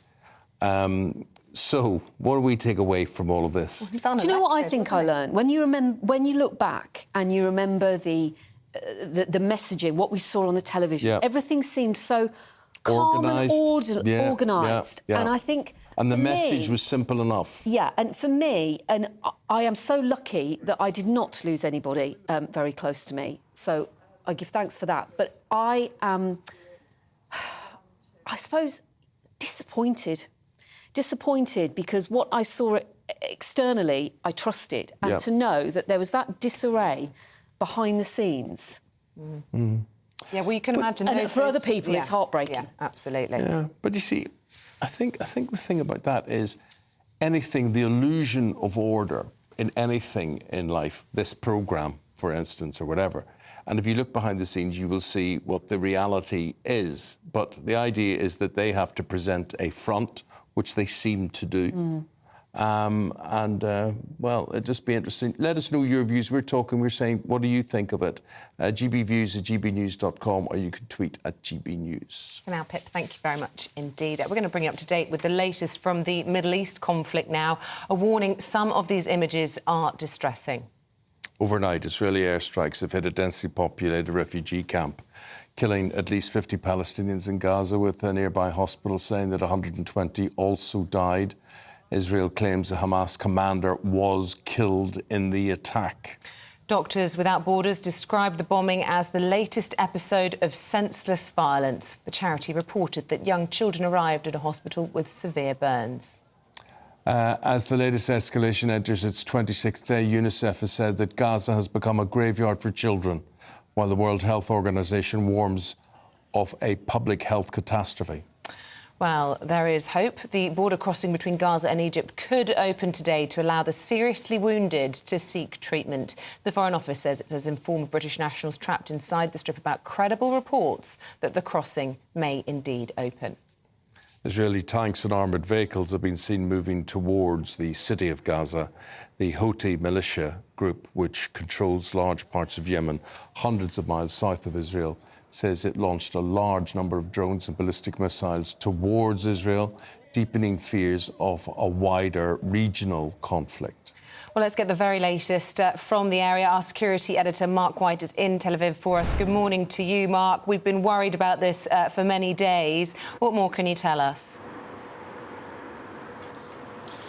Well, confirmation from the Israeli Defence Forces that they did strike this area around the Jabalia refugee camp. Now, they said that it was a legitimate Hamas target, that there were Hamas fighters and a Hamas commander in a building there, but they also said there were multiple underground tunnels which they destroyed, as well as command and control structures and weapons stores all in that area. They also say, look, this is, you know, the reports of civilian deaths, it's right out of the Hamas playbook that they use human shields, civilian population around these areas, so that the headlines and the images that come out are ones that will shock the world, that will turn the world slowly but surely against Israel. It was interesting, actually, in Sir Keir Starmer's speech yesterday, he did address that very specific point when he was saying he didn't want to see a ceasefire because he felt that would embolden Hamas, and Hamas would just continue with its strikes on Israel. On that point of them using human shields, he said this, he said Hamas's plan on October the 7th was not just to kill Jews, but to bring death on their fellow Muslims in Gaza. A plan written in blood to isolate Israel from the West, destroy its improving relations with other nations, and ultimately provoke wider regional conflicts in the Middle East. Now, it's arguable as to whether Hamas is actually achieving that goal, because we've seen Israel becoming increasingly isolated with many countries around the world. And in terms of improving relations, well, if we look at Turkey as one example, the president of Turkey, Erdogan, has accused Israel of war crimes. As a result, Israel has withdrawn diplomats from Turkey. That was a country where relations were improving over recent years. Well, now it's, you know, back to the beginning in terms of, you know, really quite difficult relations with a lot of Israel's Muslim neighbours. Mark, thank you very much indeed. Let's have a look now at some other stories coming into the GB newsroom this morning. And the government has announced a U-turn over its plans to shut down the vast majority of railway ticket offices in England. Watchdogs opposed every single one of the closures. Just 2 months ago, the Prime Minister said that closing ticket offices was the right thing for the British public. He loves that phrase, doesn't he? Do the right thing. I'm concentrating on doing the right thing, which turned out to be the wrong thing. Because now the Transport Secretary says that operators have been asked to withdraw the plans as they don't meet the high thresholds set by ministers. It's unbelievable, isn't it? They tell the rail companies to get rid of the ticket offices and they push it all back in. Oh, it's unbelievable. You could not make it up. The US Vice President has arrived on UK soil ahead of the Prime Minister's Artificial Intelligence Summit. Joe Biden sent Kamala Harris to represent the states at the PM's AI gathering in his place, joining France's Macron. Is not attending, sorry, that makes no sense. With the Canadian and German premiers also believed to not be attending, Downing Street had to deny that the summit was being snubbed by world leaders.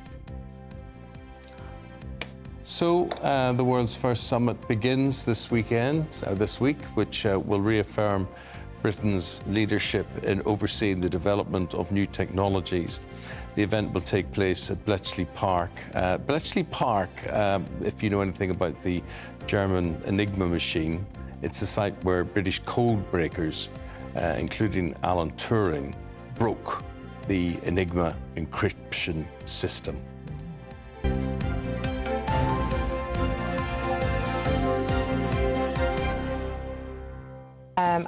I've been reading that Elon Musk and the boss of ChatGPT are jetting in for the Prime Minister's AI conference. And indeed, Elon Musk is due to do a live interview with Rishi Sunak. So that'll be, I wonder if that'll be broadcast on X. That's the sort of thing Elon Musk likes to do, isn't it?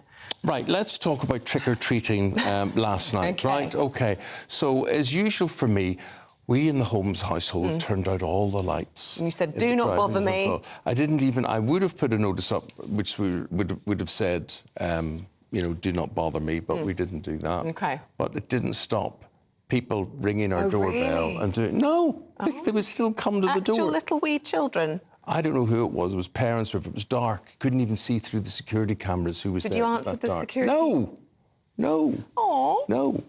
So anyway... So here's the thing that gets me: trick or treating. Yeah. Right. So what is I understand the treat aspect of it is.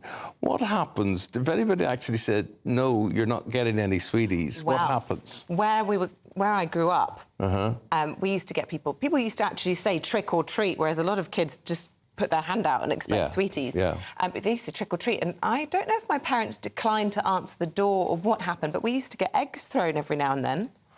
You would throw the eggs? No, at our front door. Well, I didn't go trick-or-treating as a child. Yes. Yeah, it wasn't. We used to get eggs thrown. Yes. So I think it was kind of like if you didn't seem to have the lights on and seem to be getting into the swing of it, you got egged. Yes. So that's the trick bit. And that's an awful thing to clean off your door, your windows, all that sort of thing as well. OK. But I was out trick-or-treating with my little ones. Yeah, 2 buckets how did full. it go? Yeah, it was great. It was really fun. I think for a lot of people, it's a great social thing. Neighbours with neighbours, parents with children, children with other children as well. Your Poppy was very good, wasn't she? She was dressed up as a witch. My son was dressed up as, I don't really know what, but well, he wasn't very well anyway. So as soon as we got home, he emptied his bucket of sweets and then threw up into the bucket. That was nice. And it wasn't from the trick-or-treating. As long as no one thought that was a sort of glowing green glue that they would spread over their face or something like that. Very, all in all, your experiences... Let us know your tales. Yeah, we'd love to hear. Are you a bit like Eamonn, where you know... Well, was it terrifying for you last night? Was it a good social experience? Was it good in the neighbourhood? Because traditionally Halloween in Northern Ireland, where we are obsessed with incendiary devices and things, that we would just use what are called bangers. Do you know what a banger is? Like a little thing that explodes. It explodes big time, big noise. So they would get thrown through people's letterboxes and things like that. So that was pretty bad in those days. I'm not sure. I mean, but you may well be in a housing estate somewhere in the country where it's quite intimidating from that point of view, doing all that sort of thing. Now, with the time at 17 minutes past 7, a critical incident has been declared at hospitals in Nottingham. This is a serious thing in response to what officials call extreme pressures across all its services. So the question is, what are these extreme pressures? Is this COVID? Is this lack of staff? Nottingham University Hospitals Trust said that some patients had emergency waits of 36 hours just on Monday. Dozens of patients lying, usual story, trolleys in corridors. Well, GBNews' Midlands reporter Jack Carson is at Nottingham Hospital for us this morning. Jack, this is very concerning given it's 1st of November. I mean, we often hear about hospitals feeling winter pressures, don't we, and all the sort of provisions being made, sometimes tents up in car parks and the like. But this is very early on in the season to be having this kind of crisis. It is, of course. You'll know as well as anyone does around this country that particularly during the height of the flu season that emergency departments can become particularly overwhelmed as vulnerable people possibly come down with illnesses. Naturally in winter, people immune systems aren't as strong, and so those emergency departments, those wards across hospitals across the country do become overwhelmed. And of course today, with Nottingham Hospital declaring, of course, the first major incident of the winter season, the first hospital in the UK to declare this incident. Of course, it is concerning as pressures do increase over the coming months, how other hospitals, which may well be in a similar position to this one, do cope. I mean, yesterday, of course, Nottingham put out that statement saying that the critical incident had been declared here. They said that their emergency department at the Queen's Medical Centre here was undergoing sustained pressures, and they're asking the public to think wisely before they attend. Of course, some of those emergency departments, lots of those patients may well not necessarily need to be in the emergency department. That's certainly what Nottingham Hospital were trying to push people towards in urging people to only come yesterday evening if it was only necessary, urging people to call 111 and use other urgent treatment centres around this city in order, of course, to make sure that those pressures don't continue to build up, and so that they can see the patients in the emergency department that are most necessary and critical to be seen. As you mentioned, Eamonn, 36 hours some patients were waiting on Monday evening, and that critical incident still remains here today. And of course, as well, we know it was admitted that there was an IT problem, but that they think has now been fixed. That was, a spokesperson of the hospital said, adding to delays to patient care. And they've said that we've now reverted back to our standard offline processes, and acknowledged that there may have been delays because of the way that they were working in that way. And they apologise for any inconvenience cause. Of course, this hospital, as well as others, are still calling for people to call 999 if you do need that emergency care. But if you are going to A&E, the hospital urging to think about other things like treatment centres, other things like 111 to ease those pressures on this hospital as it tries to recover from that incident today. Jack, thank you very much indeed. Goodness me, you couldn't make this up, Jack. People already facing so many delays and things like that, and yet this again on top of it. What state is our health system in? And then we don't even talk about the care system. Just let's not mention the care system. Also the staff in all of this, so demoralising to see, you know, that number of patients realising you can't give them the kind of care that you want to give. No wonder there's burnout, there's people leaving the profession, not wanting to stay in it. It's a terrible state of affairs. If you live in the Nottingham area, if you're affected, if you have a loved one in the hospital, let us know. We'd love to hear from you. OK, still to come on the programme this morning. Should there be cigarette-style labels, get this one, on meat? I mean, we meet, you know, those pictures of lungs festering and decaying and all that sort of thing. What do you think? We're going to be debating... What do you think? Well, what I think it's a load of blooming nonsense. That's what I think, personally. I don't know if they work.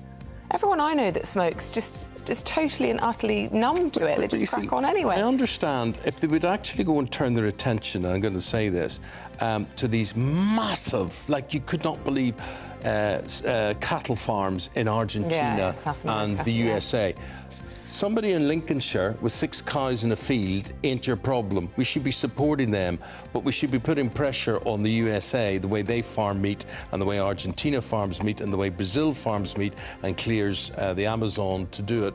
That's your problem, not putting stickers to scare the living daylights out of everybody else as to you shouldn't have a sausage, okay? Should you have a sausage or should you have it? Oh, sausage sandwich, that'd be nice, wouldn't it? But no, you're not allowed to say that. Oh, sorry. Because it'll be saturated. You should be seeing your lungs Processed and your meat. liver and everything awful. Yeah, well, it might make me think twice. It would make you think twice. Yeah, well, that might be the point. But then, no, but the point is we should be supporting farmers, not killing them. Next.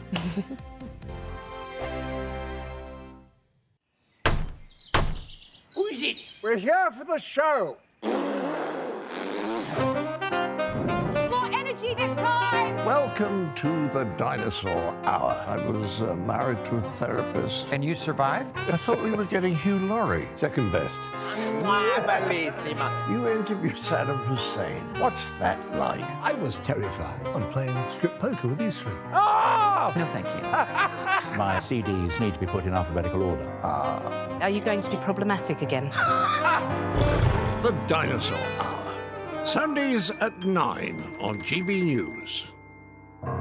What you get for breakfast is something that, if we do our jobs right, you will wake up to news that you didn't know the night before. It's a conversation. It's not just me and Eamonn. We want to get to know you, and we want you to get to know us. From 6, it's Breakfast with Eamonn and Isabel. Monday to Thursdays on GB News. Britain's news channel. People in Britain, they love free speech, but they also love fair play. I don't care if I'm speaking somebody from a trade union, from the Labour Party, somebody from the SNP. And I think the viewers like to see that actually we can challenge one another, but in a positive way. We think we ask the questions that people want to ask, and often we ask the questions that we wanted to ask in Parliament but never got the chance to ask. So join us every Saturday, 10 a.m. till noon on GB News, Britain's news channel. Nightmare commute. Kick it up a gear with me, Patrick Christie's, at drive time, 3 till 6 p.m, Monday to Friday on GB News Radio. You can listen online and on DAB+, on the smart speaker app, and on the GB News app. And if you've got an Alexa, all you have to say is, Alexa, play GB News. We're also on TuneIn and the Radio Player apps. From the school run to rush hour, get revved up with me, Patrick Christie's, on GB News and GB News Radio. Tired of the usual focus-tested, pre-prepared Westminster runaround? Well, so am I. So you want higher taxes? Is your department to blame for this? Are you rethinking this policy? Every Sunday at 9:30, I'll be sitting down with those in power to get the truth about the issues affecting you. Let's be honest, we've known about the cost pressures of this project for years, not months. That's the Camilla Tominey Show, a politics show with personality. On GB News, the People's Channel, Britain's news channel.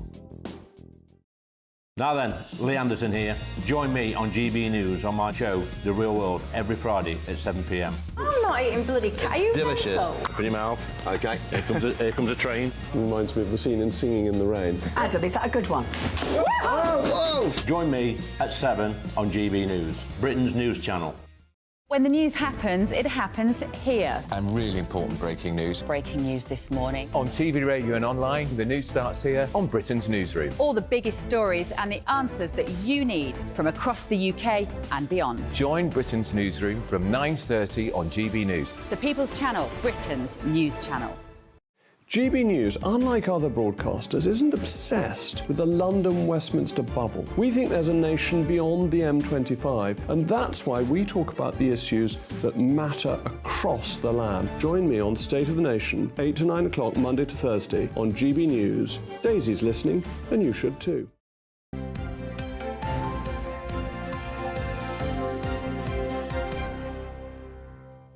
I've just learnt that today is World Vegan Day, right? And the reason we're talking about this is that there's a study which has found that if on meat you put a cigarette-style warning, so a picture of rotting liver or the perforated lung or whatever it happens to be, the way you have in cigarettes, it could help reduce the amount of meat consumed and save the environment. Processed meat is indeed carcinogenic due to added ingredients such as nitrates, but some eco-activists are calling for warning labels for all forms of meat, with arguments ranging from animal cruelty to saving the planet. So what exactly is the argument, and is this a sensible thing to do? Margarita Sachkova is from the animal rights group PETA and backs putting these kinds of labels onto meat. And personal trainer and self-professed meat lover, that's Rhys Mander there, who says that, no, this is a bad thing. There's no proof that natural, unprocessed meat causes cancer. And here they are in the studio to talk about this. But you see, Rhys, my point is that if the meat is processed and the bacon looks lovely, apparently the more lovely the bacon looks, the bacon should look white, right? And the bacon, when it looks red, it's covered in nitrates. And the thing that gets me again about the uselessness of government, again, if these things are really harming us, never mind the environment, but killing people, there should be a warning saying, well, it shouldn't be allowed, actually. It should just be stopped. You shouldn't have red bacon. You should have white bacon. So you'd like one of these labels on your bacon, maybe? No, I'm saying you're missing my point. My point is, before we even get to this stage, it's not about the environment. It's about people are being allowed to be poisoned, given cancer, dying, because government ain't doing anything about the food lobby. That's what I'm saying. I think there's a couple of things. First, not all meat is the same. So if we're looking at grass-fed beef and we're looking at nitrate-induced bacon, it's not the same thing. So, to label all meat under the same category is incorrect. Do we need to add nitrates to bacon? No, you can buy bacon without nitrates. The vast majority of meat is processed. The vast, like 95% or so. Of the meat that people eat, or the meat that's available? The meat that people eat. Then I think we need to make better choices. Yeah. But to lump it all together and say that meat is bad for you or meat is carcinogenic, it's not true. It's the substance you add to the meat is carcinogenic. Margarita, you're not so much worried about whether people live or die. You're worried about whether the planet lives or dies. I mean, I care about all these things, and I absolutely support this initiative. And, we know that, such labels on cigarettes, they really prevent people from smoking, as they have access to information about all the damage that smoking causes to, to their health. So it makes sense to add similar labels to meat, because people deserve to have this information, and consumers can just make very informed choices, whether they are buying something that is potentially giving them risks to their health. And we all know that meat is linked to cancer, to diabetes, to heart disease. And essentially, we are all adults here. We are talking to consumers who deserve to know that also meat has impact on our environment. But you're attacking the wrong people, aren't you, really? You're attacking farmers in Lincolnshire and Aberdeen and Coleraine and whatever, where actually they're not big enough to constitute much of a problem in methane and whatever. You're killing an industry. The Irish beef industry, for instance, and dairy industry is being killed the way it is in Holland as well, because of protests from people like yourselves. What we need to be doing is looking at the USA and Brazil and Argentina, who farm, Isabel, on a rate that we couldn't even comprehend. hundreds of miles, farms that are just full of cattle. I mean, what about things like chicken? When I go to buy chicken, I'll always look for something that I know that's been free-range or corn-fed or organic, because I don't want to ever consume chicken that's been raised in some sort of battery farm. And I'm also very aware of the slurry that's being produced from chicken farming going into our rivers and destroying our rivers. Do we need to be more conscious and more aware, and how do we make that happen if we're not having these labels? Because, you know, that's been one step, hasn't it, to say things are free-range organic. What about if we had pictures of battery farms on our chicken? Would that maybe make us think twice? Yes, maybe. You know, I'm all for people eating high-quality meat. I think you should buy the best meat you can afford to buy because the animals are treated better. I don't like people buying cheap quality meat where possible. But, you know, you can eat different parts of the animal as well. It's not always the most expensive part. People need to eat more of the animal. I think we should use more of the animal instead of just cutting the steak off the cow. I think we can use all the parts.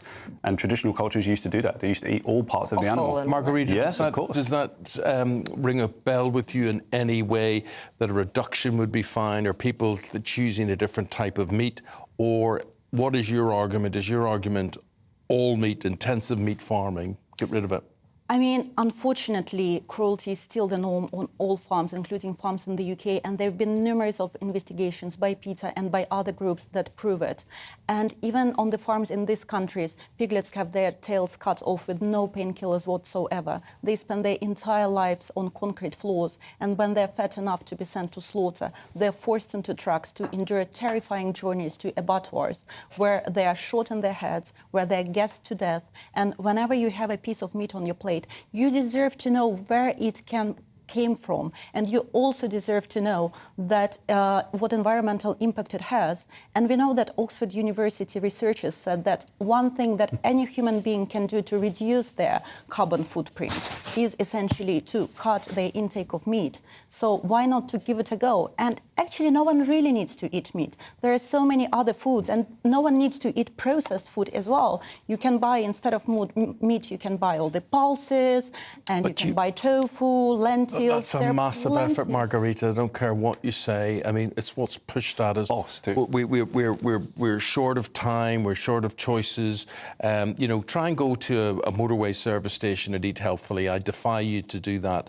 And so it goes on. Supermarkets rule the world, and price rules the world, and therefore they will feed us crap, basically.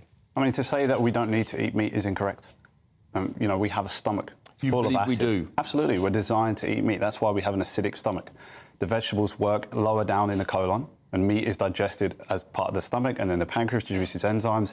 If we didn't need meat, we wouldn't have those body parts. So we're designed to eat both meat and vegetables. And there is also a carbon footprint to not eating meat. I mean, a lot of people would say, for example, they'll have avocados, they get flown halfway around the world, or the production of tofu in itself, the manufacturing of it, has a footprint as well. There's no easy answers in all of this, but I think, would it be fair to say that all of us need to be better educated, make better choices? I mean, it's hard to be more educated when people say that all animals endure suffering, you know, on every farm around the world when we produce meat, which is not true. You can bring any... It is true. Go to PETA.org.uk, watch these investigations for yourself. I would be glad to say they're not, but... And you've investigated every farm. We've been on farms, well enough, we've been on farms all across the country. So how many farms? We've investigated egg industry, our other organisations investigated dairy. But Margarita, without farms, there wouldn't be... I mean, these animals are brought into the world effectively to be eaten. I mean, you would... I mean, we are breeding these animals, we are causing this problem, and we are bringing more suffering to this world, we are killing more animals to this world. You mentioned pollution. We are mentioning enormous carbon footprint that these animals bring. And if one person just swaps beef burger to a bean burger, it would have less carbon footprint. It wouldn't contribute to suffering of animals. And every vegan, it spares lives of 200 animals per year. 200 lives well, Reece, per year. Margarita will say that 3 out of 4 emerging diseases are coming from animals. So that's bad news. That tells me that you say we were born to eat animals, but that sort of suggests maybe we're not. I don't know where that data's coming from, but I would say that the less meat you eat, the sicker you become. You just try eating carbohydrates constantly, you'll get diabetes very quickly. The meat and the fat that come from the animals slow down the digestion of carbohydrates. You just eat pure carbohydrates, you will get diabetes. Jason Green's got in touch. This story's absolutely ridiculous. It just shows what a loopy country we now live in. We've eaten meat since time started. Come on, what a joke. And I have to say, lots of emails reflecting that kind of view. Well, when we know better, when we have research that backs it up, and the evidence that red meat, processed meat, is linked to cancer is irrefutable. But this is the exact problem. Red meat that raising is not animals processed for food meat. is burning our planet. But it's irrefutable. not all red These are meat. just facts. These are just facts. We want people to know the facts, and then they can make their own choice. Just because you say it doesn't make it a fact. All red meat is not processed. And to lump the two together is a problem. It's not me saying that. It's World Health Organization that puts red meat and processed meat in the category that causes cancer. So people deserve to have... I must admit, I agree with Margarita on this one, Rhys. I am shamefully a meat eater, although I don't think you should be shamefully eating meat. We've eaten animals... I've actually gone and bought fruit today just because she's coming into the studio because I thought it would be too embarrassing. But World Vegan Day, if you can do one thing today, or it's World Vegan Month, isn't it? It is. As well. It is World Vegan Month, and I would encourage everyone to be curious about it and to try vegan. And honestly, we've been talking about health today a lot. And if you haven't had your breakfast yet, there have been just this research that has shown that having just one piece of bacon every day increases your risks of having bowel cancer by 19%. Yeah. So if you can swap this bacon with something else, you'll do better for your health, you'll help the animals, and you'll be kinder to the planet. You see, Rhys, I agree with you where you're saying that not all meat is processed, but we don't have the choice. These food companies and governments are allowing all the rubbish through, and the rubbish is cheap. And could you imagine what you're eating on a Friday night from a kebab van? Can you imagine? Yeah, I don't recommend you eat that, but what I'm saying is you can vote with your wallet and you can pick the better quality things, and the supermarket will give you what you want. If people start eating... Cost of living crisis. Certain parts of the animal are much cheaper. The offal that we're talking about, we used to eat that traditionally. You know, steak and kidney pie, liver and bacon. On Saturday we had tongue. Have you ever seen a cow's tongue? I had tongue, yeah, tongue growing up. In a pot, a massive thing. I really hated it. I really like it. It depends how you cook it. Liver, kidneys. Yeah. These are all the parts of the animals that we need to consume more of, alongside the meat, and then we need to eat vegetables. I'm not saying that we shouldn't be eating vegetables, but we need to eat both. Very interesting talking to you. I think it'll get people... Margarita, I do want to be vegetarian, and I'm shamefully not vegetarian, and... what's the difference between vegetarian and vegan? What's the difference? Oh, my goodness, we've got time for that. Well, there must be some quick difference between vegetarian and vegan. Well, essentially, I would encourage everyone to go vegan and not to consume any animal products at all. Yeah. And if you're concerned about your health, watch this documentary called Game Changers. Game Changers. Yeah, that shows you all the prominent athletes who are embracing plant-based diets. I have watched that, and I have heard scientists question some of the science involved in that. All of the science involved in that. Guys, anyway, we thank could debate this all day. Thank you very much indeed. Thank you, Margarita Shakova and Rhys Mander there. Should you eat meat and should you... It's the label. The label. You don't like the label bit? But you see, all that business, I mean, that Margarita was saying that people don't smoke cigarettes because of that. I'm sure to a degree that's true. But I sat around a table recently with 6 women, all women. But it's true. I think more women smoke than men because it relates to their weight. More. Well, maybe that's right. Maybe that's right. If I may say. But I lifted up the packet of cigarettes and I looked at them and went, oh my God, this is disgusting looking. Didn't stop any of them. That's what I mean. I think people become immune to the image. Yeah. Okay. Alex, let's go to Alex. Let's get the latest on Storm Ciarán. Morning, Alex Deacon here with your latest weather update from the Met Office for GB News. Storm Ciarán arrives tonight, and we have Met Office amber warnings in place for tomorrow for the strength of the wind across the south. We have Met Office yellow warnings in place this morning, a wet and windy start across the southeast, and more heavy rain across Northern Ireland, so potentially more disruption here. It's a very different day today across Scotland, much wetter than yesterday, some snow on the hills. Further south, we'll see some brighter skies, some sunshine, but there will also be plenty of heavy showers blown along by a fairly brisk and gusty and chilly feeling wind. Then eyes down to the southwest. This is Storm Ciarán arriving tonight. The wind's really picking up in the southwest initially, and then the rain spreads into heavy rain spiralling around this storm system, likely to cause further problems because the ground is saturated, so further flooding. And then the winds really start to pick up, particularly on the south coast of England, but also into parts of southwest Wales. Parts of Scotland, Northern Ireland having largely clear skies through the second half of the night, allowing it to turn quite chilly here first thing tomorrow morning. But for most, tomorrow is all about Storm Ciarán, especially across England, Wales and southern parts of Scotland. We have a number of Met Office warnings in place for rain and the strongest winds, initially in the southwest, but moving across the south coast, potentially damaging gusts of wind. We are likely to see some disruption from the storm system moving in. Please check the details of those weather warnings on the Met Office website. Now, Paul Coit, he is a wizard around the Tottenham Hotspur football team. And yesterday, I should point out to you, Paul is 6'8". Yeah. I think he's a very tall man. Yeah. And here's a picture yesterday. This is Paul with the goalkeeper. Now, where's the picture? Somebody Fraser said. Forster. There should be Fraser Forster and Heung-min Son at Spurs yesterday. Fraser Forster is about the same height as me.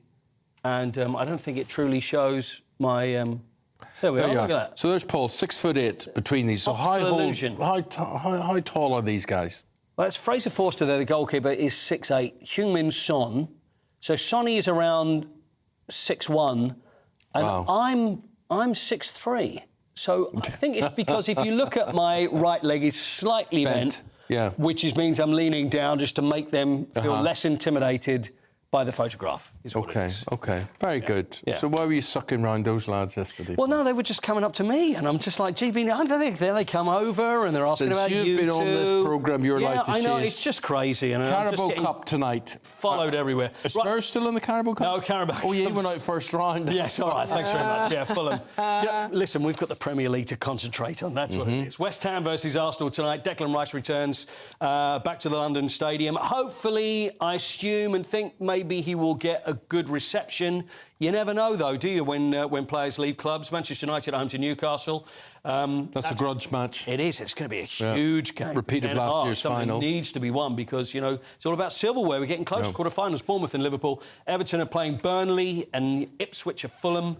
And Chelsea are at home to Blackburn tonight. Final word about golf, and you and I go back to our youth. Little Arnold Palmer. Well, toy used to be able to get. Well, it's the indoor high-tech league. I'll talk about that a little bit later. Rory McIlroy and Tiger Woods have put it together. But when I think of indoor golf, I think of one thing only, and that's the. I'm even doing the trigger there. Yeah. The Arnold Palmer. Do you ever see this, Izzy? Look at that. The Arnold Palmer game that used to be available years ago. That was a toy you had to have, Isabel. Really high-tech. Look at that plastic bunker there. So what you would do, you'd have a little trigger at the top. You could chip. You pull the trigger and how quickly you pull the trigger. But for golf, sort of. It's kind of is like that. Yeah. They used to call it, was it pro? I think pro shop golf is what they used to call it because it's probably as close to the real thing as you possibly could get. It's probably as good as I'll ever play. That's for sure. Probably is. Paul will be back at 8:20. Thank you very much indeed, my friend. Right, still to come, we'll be focusing on the Prime Minister's AI Summit. It's kicking off today. One thing that will definitely be discussed is ChatGPT. How is it used? Find out next.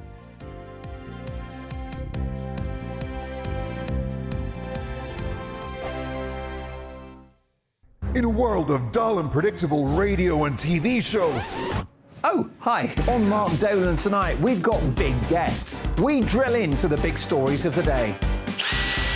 The show adds up to a brilliant listening and viewing experience. Mark Dolan Tonight is the most entertaining current affairs show ever, and that's a fact. Join me, Mark Dolan, Fridays and Saturdays from 9, Sundays from 10. Only on GB News, the People's Channel, Britain's news channel. There's only 3 people you can trust in life. Your doctor, your lawyer, and your nana. I'm not sure. So join me, Nana Aquare, at 3 p.m. every Saturday and Sunday, where we discuss the biggest topics of the weekend. Be ready for battle. Could you be quiet? What is this? It's my new teeth. It's your new teeth. I don't bite. Well, not without a good reason. Always honest, always fun. Every weekend at 3 p.m. on GB News, the People's Channel, Britain's news channel.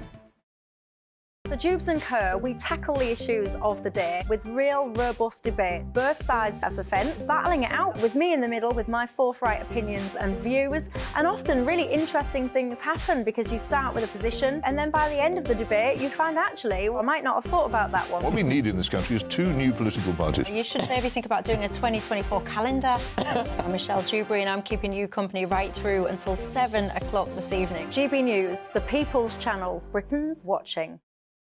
Join us every night on GB News at 11 p.m. for Headliners, which is 3 top comedians going through the next day's news stories, which is exactly what you need, because when the establishment has gone crazy, you need some craziness to make sense of it. Headliners. You don't have to bother reading the newspaper. We've got it covered for you. Every night at 11 p.m. and repeated every morning at 5 a.m. We won't send you to sleep like some of the other paper review shows out there. So join us 11 p.m. every night on GB News. The People's Channel, Britain's news channel. GB News, unlike other broadcasters, isn't obsessed with the London-Westminster bubble. We think there's a nation beyond the M25, and that's why we talk about the issues that matter across the land. Join me on State of the Nation, 8 to 9 o'clock, Monday to Thursday, on GB News. Daisy's listening, and you should too. Every Sunday from 11, join Michael Portillo. There'll be topical discussion, looking at the week before and the week to come. So kick back and relax at 11 a.m. on Sundays on GB News with me, Michael Portillo. GB News, the People's Channel, Britain's news channel. I'm Andrew Doyle.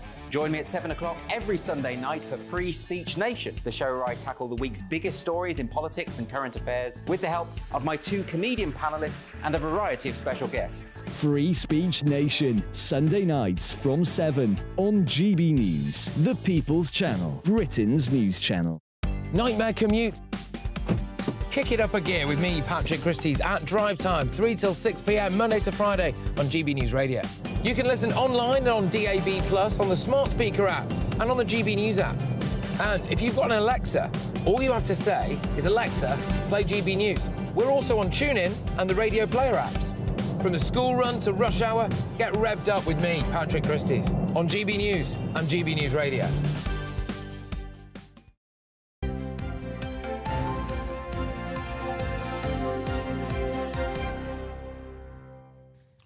Joining us to go through some of the stories making headlines today. Political editor at the Huffington Post UK, Kevin Schofield. Good morning, Kevin. And GP and medical writer, Rennie Hunderkamp. Good morning. Right, Rennie, we're going to start with you. This is from The Times. German MPs calling for migrants to be processed where?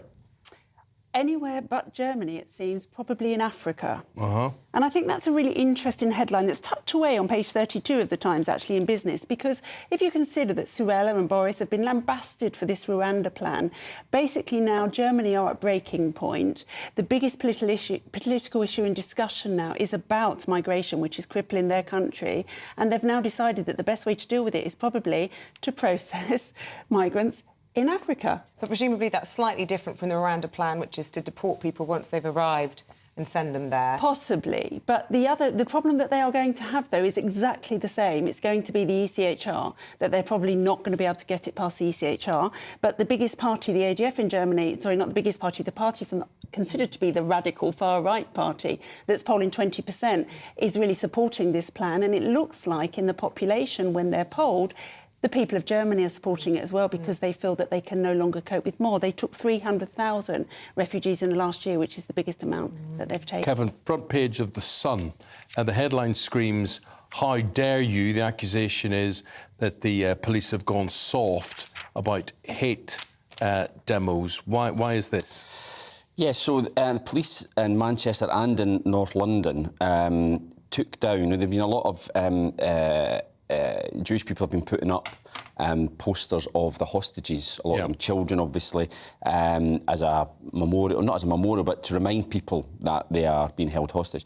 And these police officers decided to take them down. Now, it's slightly different in both cases. In Manchester, they've apologised, saying that the officer involved was basically misinterpreting fly posting regulations. That's why he did it. In London, they were taken down as a way of avoiding community tensions. But critics are saying, well, these have been put up for a specific reason. It's not fly posting, and surely Jewish people should be allowed to put up posters to remind people of the suffering of Israelis who are currently being held hostage in Gaza. It's the inconsistency in policing sometimes, isn't it? Because there's been lots of complaints about the way people have been able to cry for jihad on the streets of London, and the head of the CPS and indeed the Met Police saying things are open to interpretation, and yet this doesn't seem to be open to interpretation when actually all it is talking about is civilian children. Yeah, and I think actually what the police are doing is they're showing that they're picking a side. And I don't think they're necessarily picking a side because they're on a political side of it. I think they're picking a side because they're choosing the group that are easiest to actually deal with. They're deciding that the Jewish community, that's much smaller, are easier to deal with, so they'll go with that path rather than the bigger Muslim community. Less militant, protests involved in that, OK. So, Rennie, let's talk about this story, front page of the Telegraph, that if we talk about often the how the cost of living crisis hits people who earn less the most, but the story here is that it's the middle class in Britain which has been hit really badly, resulting in them having to work harder and longer.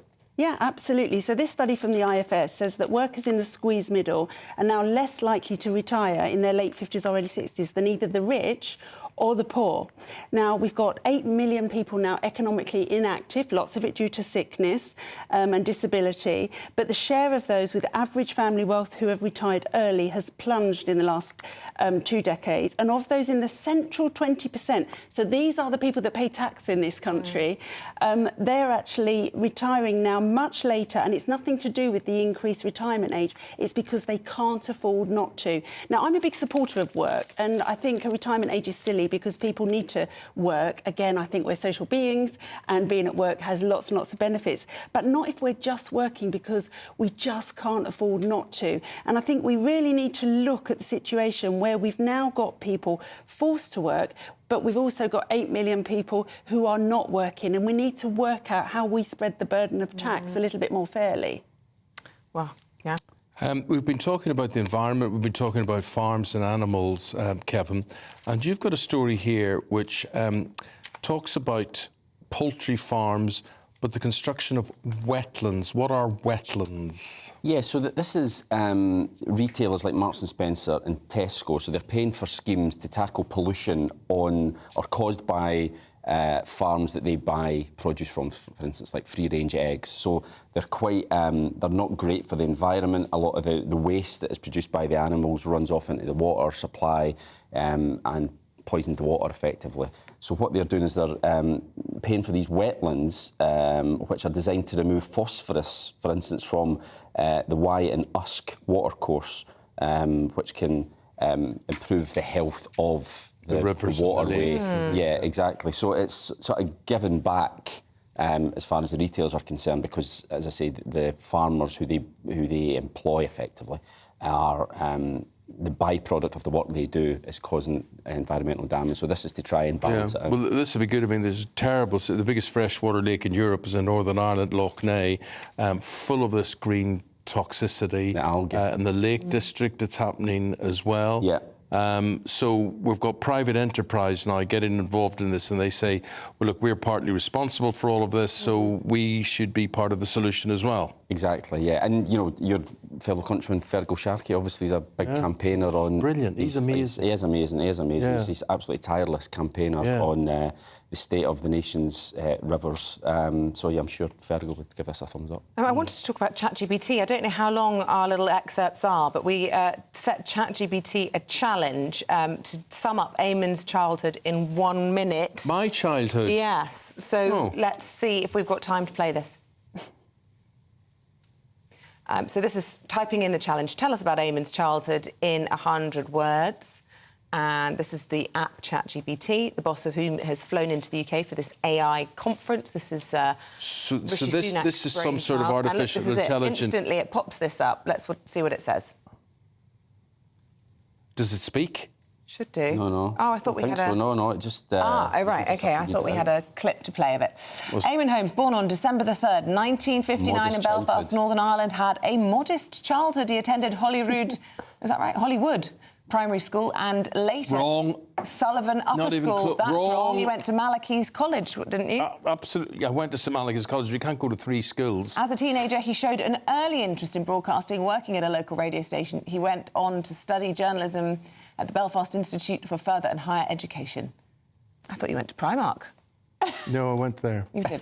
I did a lot in my short years. You did. In that year, born 1959, surely that means 1969, that should have been. Oh, to be fair, the screen is a long way away. I can hardly read it. But anyway, so you were saying that ChatGPT is flawed. Flawed? Why? I mean, let me go to the two schools that they talked about there. Did you never step foot in either? Neither. No, How funny. absolutely not. Would you have liked to? No, they were. Even in your book, I went to a tremendous primary school. I went to an even better grammar school, but and those were opposite religions. Those schools. Oh my goodness! That wouldn't have happened. ChatGPT. Apart from that, it's spot on. This is everything that's wrong with AI, isn't it? That could create not very intelligent. troubles. I don't even know where they would get that. There is something in Wikipedia which says that I shot to fame as a detective in Inspector Morse, which is nonsense as well. But I like that. I like the idea of that one. But that's the problem with ChatGPT, because it actually isn't alive and it's not thinking. It's actually just scooping the internet for what's ever on there. And sometimes things on the internet aren't true. Yes. I read that somewhere. Often. Apparently. And now you've had your bit of fun with me. Can we do it with you? I don't think they've done it with me. They've done it with the how to explain the explosion of AI, but I don't think that sounds as interesting. So I think we'll just skip that one. I want to talk about cats' facial expressions. Can you sum that up, Renee? 20, 30 seconds. It's just brilliant. And I know this. I live with a Siamese cat, and I've just had a daughter from my 5-year-old to say he wouldn't let Daddy get on the bed this morning. He rules the house, and he has 300 looks. Apparently there's a study in America that shows that cats have more expressions than any other animal. They show their anger, their sadness, and whether they're neutral or not. And their disdain, let's be honest. Their disdain. They were worshipped as gods and they've never forgotten it. Quite right. OK, Renee, thank you. Here's the weather.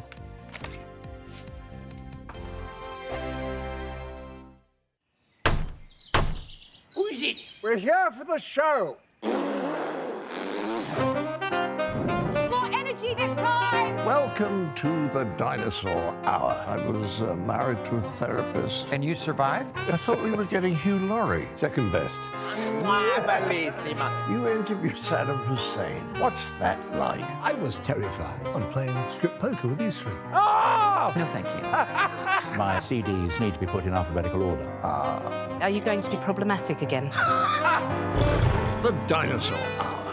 Sundays at 9 on GB News.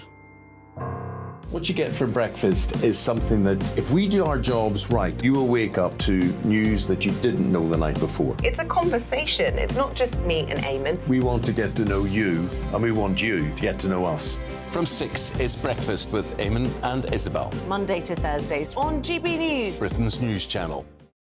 People in Britain, they love free speech, but they also love fair play. I don't care if I'm speaking somebody from a trade union, from the Labour Party, somebody from the SNP. And I think the viewers like to see that actually we can challenge one another, but in a positive way. We think we ask the questions that people want to ask, and often we ask the questions that we wanted to ask in Parliament but never got the chance to ask. So join us every Saturday, 10 a.m. till noon on GB News, Britain's news channel. Nightmare commute. Kick it up a gear with me, Patrick Christie's, at Drive Time, 3 till 6 p.m, Monday to Friday on GB News Radio. You can listen online and on DAB+, on the smart speaker app and on the GB News app. And if you've got an Alexa, all you have to say is, Alexa, play GB News. We're also on TuneIn and the Radio Player apps. From the school run to rush hour, get revved up with me, Patrick Christie's, on GB News and GB News Radio. Tired of the usual focus-tested, pre-prepared Westminster runaround? Well, so am I. So you want higher taxes? Is your department to blame for this? Are you rethinking this policy? Every Sunday at 9:30, I'll be sitting down with those in power to get the truth about the issues affecting you. Let's be honest, we've known about the cost pressures of this project for years, not months. That's the Camilla Tominey Show, a politics show with personality. On GB News, the People's Channel, Britain's news channel. Now then, Lee Anderson here. Join me on GB News on my show, The Real World, every Friday at 7 p.m. I'm not eating bloody cat. Are you Delicious. mental? Open your mouth. OK, here comes a train. Reminds me of the scene in Singing in the Rain. Adam, is that a good one? Whoa! Join me at 7 on GB News, Britain's news channel. When the news happens, it happens here. And really important breaking news. Breaking news this morning. On TV, radio and online, the news starts here on Britain's Newsroom. All the biggest stories and the answers that you need from across the UK and beyond. Join Britain's Newsroom from 9:30 on GB News. The People's Channel, Britain's news channel.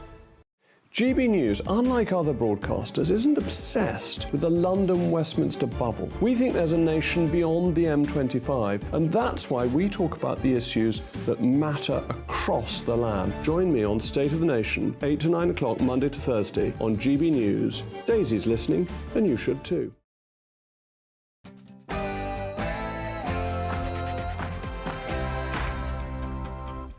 Good morning. It's 8 o'clock on Wednesday, the 1st of November. This is Breakfast with Eamonn, Holmes and Isabel Webster. Leading the news this morning, the fallout from the COVID inquiry continues as it's revealed Boris Johnson suggested COVID was nature's way of dealing with old people. Just one of the many exchanges described as bonkers in notes by the Number 10's former chief scientist, Sir Patrick Vallance. The inquiry into the government's handling of the pandemic also heard from Mr Johnson's former top aide, Dominic Cummings. The Cabinet Office was a bomb site, and many officials have come to me and said that this is causing chaos. There has to be some formalised system to actually grip this, because the Cabinet Office was a dumpster fire. Israel claims that the bombing of a refugee camp in Gaza has killed a key Hamas commander. We have the latest live from our security editor, Mark White. He is in Israel. Well, a breaking development from the Foreign Secretary James Cleverly confirming that the Rafah crossing from Gaza into Egypt is likely to open this morning, with the first group of foreign nationals allowed to leave Gaza. King Charles is continuing his state visit to Kenya, where he's facing up to Britain's colonial past, saying there is no excuse for unjustifiable acts of violence during imperial rule.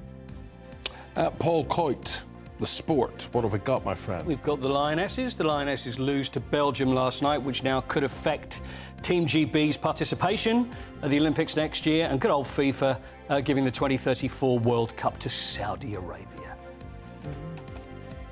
It's another winter tournament. It's like winter out there at the moment. Wild weather warning. Storm Kieran will come your way later today into this evening. Wet weather already causing flooding in many parts of the UK. Alex Deacon will have more.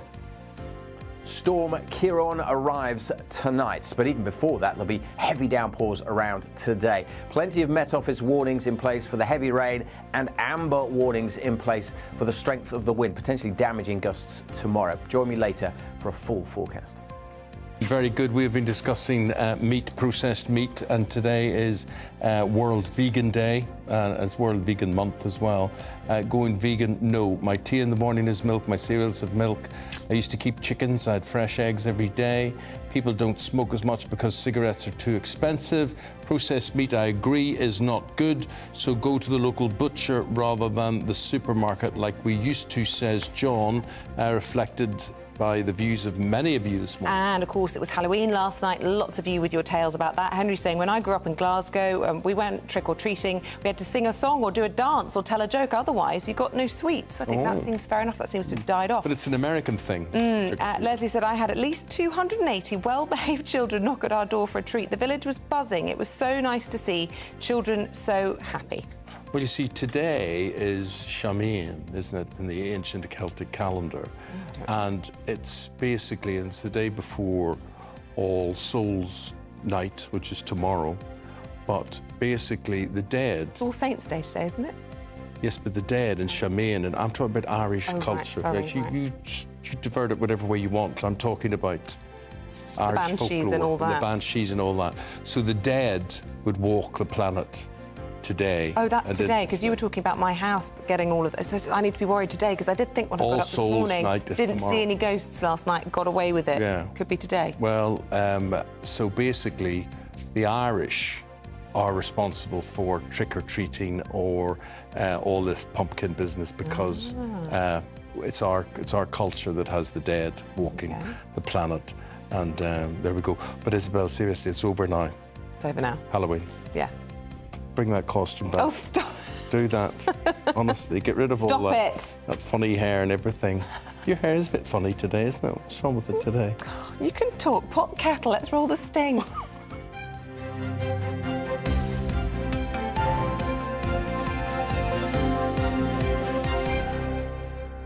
We're starting this morning with the COVID inquiry. It was a scathing day of testimony and it shocked many people. The inquiry heard from the heart of the number 10 machine at the time, the former Chief Medical Advisor, Sir Patrick Vallance, Lee Kane, who was Head of Communications, as well as Mr Johnson's former top aide, Dominic Cummings. It was not a pretty scene in there. Revelations that Boris Johnson chronically mishandled the COVID pandemic, allegations that the former PM was slow to make decisions and had the view that COVID was nature's way of dealing with old people. So, as it continues today, will it be as explosive as what we heard from Dominic Cummings yesterday? Let's ask Pip Thompson, who's joining us this morning in the studio. Probably not. It'll be very hard to be as explosive as yesterday. What's your assessment of it all? Today will not be as lively, but it will still be very interesting because we've got Helen McNamara speaking to the inquiry. Now, she was the former Deputy Cabinet Secretary. She came up a lot yesterday because Dominic Cummings was asked about allegations of misogyny when it came to her. And I think we can just hear a clip of this. Have a listen. An extract from Mr Johnson's Fight Back WhatsApp group. You say this at 12:20. If I have to come back to Helen's PET, what's that? Propriety and ethics? Yes. Part of the Cabinet Office, or number 10. Designed to waste huge amounts of my time so I can't spend it on other stuff. I'll personally handcuff her and escort her from the building. Had you got form, Mr. Cummings, for arranging for people to be escorted from number 10 before? You shouldn't believe everything you read in the newspapers. That story is not accurate. I don't care how it's done, but that woman must be out of our hair. We cannot keep dealing with this horrific meltdown of the British state while dodging stilettos from that. Wow. I felt a little sorry for some broadcasters yesterday because they had to keep cutting away from it because it was so full of swear words. But Helen McNamara has already done a report on the toxicity that she believed existed in number 10. And what's also interesting about her is that she provided karaoke for a lockdown event in Downing Street and subsequently got fined by the Metropolitan Police and apologised for her error of judgment. So there will be plenty of questions for her, but the whole day yesterday was full of what Dominic Cummings painted as a picture of dysfunction, dithering, chaos, references to Boris Johnson being the trolley because he couldn't make a decision, so he was veering all over the place. As you say, another close aide, Lee Kane, gave evidence as well. And then we heard those diary entries from the government's former chief scientific advisor, Sir Patrick Vallance. Very hard not to have used in the inquiry. Because he said he was writing in those as a form of sort of mental health support during a crisis, and he really didn't want those to be submitted. He doesn't have any axe to grind. That's what I'm trying to say. No. I mean, he is neutral, but it was Boris Johnson's apparent attitude to older people that I think has shocked many, where he was apparently obsessed with older people accepting their fate and letting the young get on with life and getting the economy running. That's his attitude to older people. Pip, what's your attitude watching, listening to all that was there? You were subjected to the decisions these people came out with overall. What did you make of the people who were telling you what to do? I felt crushing disappointment yesterday, and people who've lost people close to them will have felt absolute heartbreak, I would have thought, because during that period, on the surface, everything seemed very calm, very collected. We were told to do this, we were told to do that, we were told to lock down, which I know, is a very contentious thing now anyway. But you felt there was some semblance of somebody making a decision. There was a team working together. And now everybody, it seems, was pulling in different directions, slagging each other off over WhatsApp. I mean, I know you said earlier the language is apparently minor, but it does... I think you said that, didn't you? You said that the swearing doesn't bother you so much, but I think it paints a picture of the absolute disarray. Yeah, I think actually, I don't know, I find it just amazing that you get a broadcaster regulator that comes off something for minor swear word when we're talking about the lives and the deaths of so many people there yesterday. Well, let me show you this picture, Eamonn, actually, because Barnard Castle, where Dominic Cummings took that lockdown breaking trip, there was some people, families there on Monday night who arranged that. Oh, right, that is Barnard Castle. That is Barnard Castle. That was ahead of Dominic Cummings' appearance yesterday. It's a massive number, isn't it, when you look at it? It's a massive number. And his response yesterday, I mean, we don't have to play you the clip, but he was asked about why he took his wife and child in a car to test his eyesight, why he took them to Barnard Castle. Which happened to be her birthday and Easter Sunday, he admitted. And it was a very testy exchange, that, but ultimately he did say, obviously, I didn't have to have them in the car. And then he maintained that his actions in going north, going to Barnard Castle and coming back down again, were entirely reasonable and legal. So he's still holding that line. Well, it continues, and as you say, he does have an axe to grind. He's an outspoken enemy you know, now this of is one Boris part Johnson. of the evidence. It is a very long inquiry. Boris Johnson will be giving evidence, I think, before the end of the year. Of course, he will be painting a very different picture. But it's Helen McNamara this morning at 10 a.m. Fabulous, Pip. Thanks very much indeed. Let's bring you up to date now with the latest on the Gaza situation. We're going to go to Mark White, who's in Tel Aviv this morning. And the breaking news, Mark, is the Foreign Secretary has said that the Rafah crossing likely to open today, and this will affect foreign nationals, which will include British nationals. That's the hope anyway, yes, and we are getting reports from teams on the ground there that foreign nationals are now making their way into the Rafah crossing, presumably to show their passports and other identification with a view to being allowed through that crossing. Now, reports suggest as many as 500 foreign nationals may be allowed out through the Rafah crossing into Egypt today, as well as some 80 Palestinians who have been seriously injured in the violence that's ongoing there. Of course, Israel will want to make sure that anybody going through that crossing is, you know, an innocent civilian rather than a Hamas terrorist going through the crossing. They will have had to have got these assurances. Egypt wanted assurances as well. There have been intense negotiations underway, according to the UK Foreign Office, throughout the weekend, not just involving the UK and those officials in Egypt and Israel, but other countries as well, who are very anxious that their foreign nationals and dual nationals who are in Gaza and desperately want to get out are given the opportunity to do that, in tandem with the allowing of individuals to leave through the Rafah crossing. We are expecting more in the way of aid trucks to come in today. It's been averaging between 40 and 60 aid trucks of late. The Americans would like to see, at a minimum, 100 aid trucks going in. The issue the Israelis have always had is that they fear a lot of what may be going across the border into Gaza could fall into the hands of Hamas. The Gaza Strip is, of course, controlled by Hamas. That's why, until now at least, there have been no fuel trucks going across that border. You know, I just want to know, Mark, I mean, you talk about that aid crossing the border. What on earth would stop it falling into the arms of Hamas? I mean, you would imagine that Hamas would just be waiting at the other side to pick and choose what they want from that.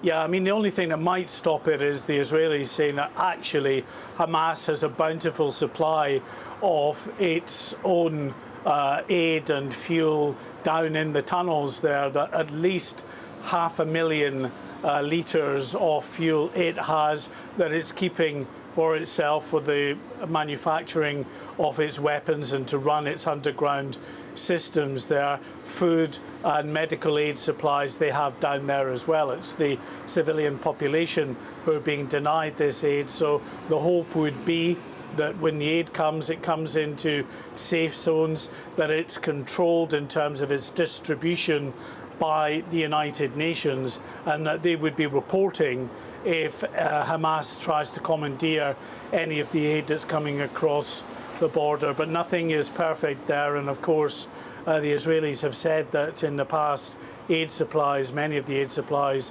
going through that border and into Gaza, just fall into the hands of Hamas. Talking of nothing being perfect, the Israeli Defence Force saying they're delighted that they've managed to kill one of the key commanders, Hamas commanders, behind that October the 7th attack. The tragedy being a large number of civilians also caught up in that, with UNICEF coming out and saying that Gaza has become a graveyard for children.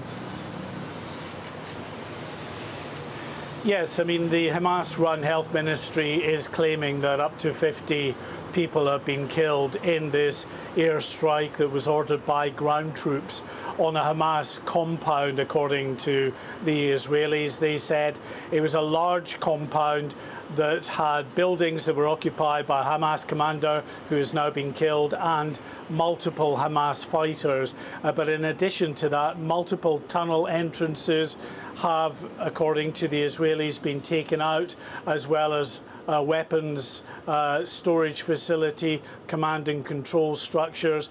It is in and around the Jabalia refugee camp. What Israel says is that, look, they have given plenty of warning over recent days to people to get out of northern Israel, but hundreds of thousands of people have decided either that they want to stay for whatever reason, or there are others who maybe are being prevented from going south or are just unable to because of their condition. They may be infirm, they may be in hospitals or whatever, but I think it's clear from the pictures coming out there that there are civilians caught up in this. But again, as I say, Israel says this is the byproduct of the cynical use by Hamas of the civilian population as human shields around their sensitive, around these sensitive sites where Hamas are positioning their weapons, their rocket launchers and other terrorist infrastructure. Mark, we'll leave it there. We'll speak again later. Thank you very much indeed. The latest there in the Israeli-Gaza conflict there, and that's from Mark in Tel Aviv. The government has announced a U-turn over its plans to shut down the vast majority of railway station ticket offices in England. Watchdogs opposed every single one of the closures. Just 2 months ago, the Prime Minister said that closing ticket offices was the right thing for the British public. But now the Transport Secretary says that operators have been asked to withdraw the plans as the government feels that they don't meet the high thresholds set by them. The US Vice President has arrived in the UK ahead of Rishi Sunak's Artificial Intelligence Summit. Kamala Harris is set to join Elon Musk and ChatGPT boss Sam Altman and representatives from Google and other tech companies. The summit is aimed to reaffirm Britain's historic leadership in overseeing development of new technologies, and the event will take place at Bletchley Park. That's the site where the British codebreakers, including Alan Turing, broke the Nazis' Enigma encryption system.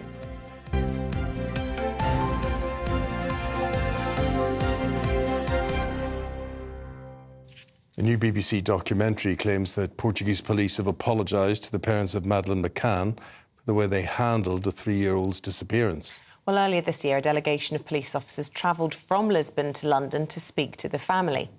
Earlier, we spoke to a close friend of the McCanns, Haynes Hubbard, for his reaction to these revelations.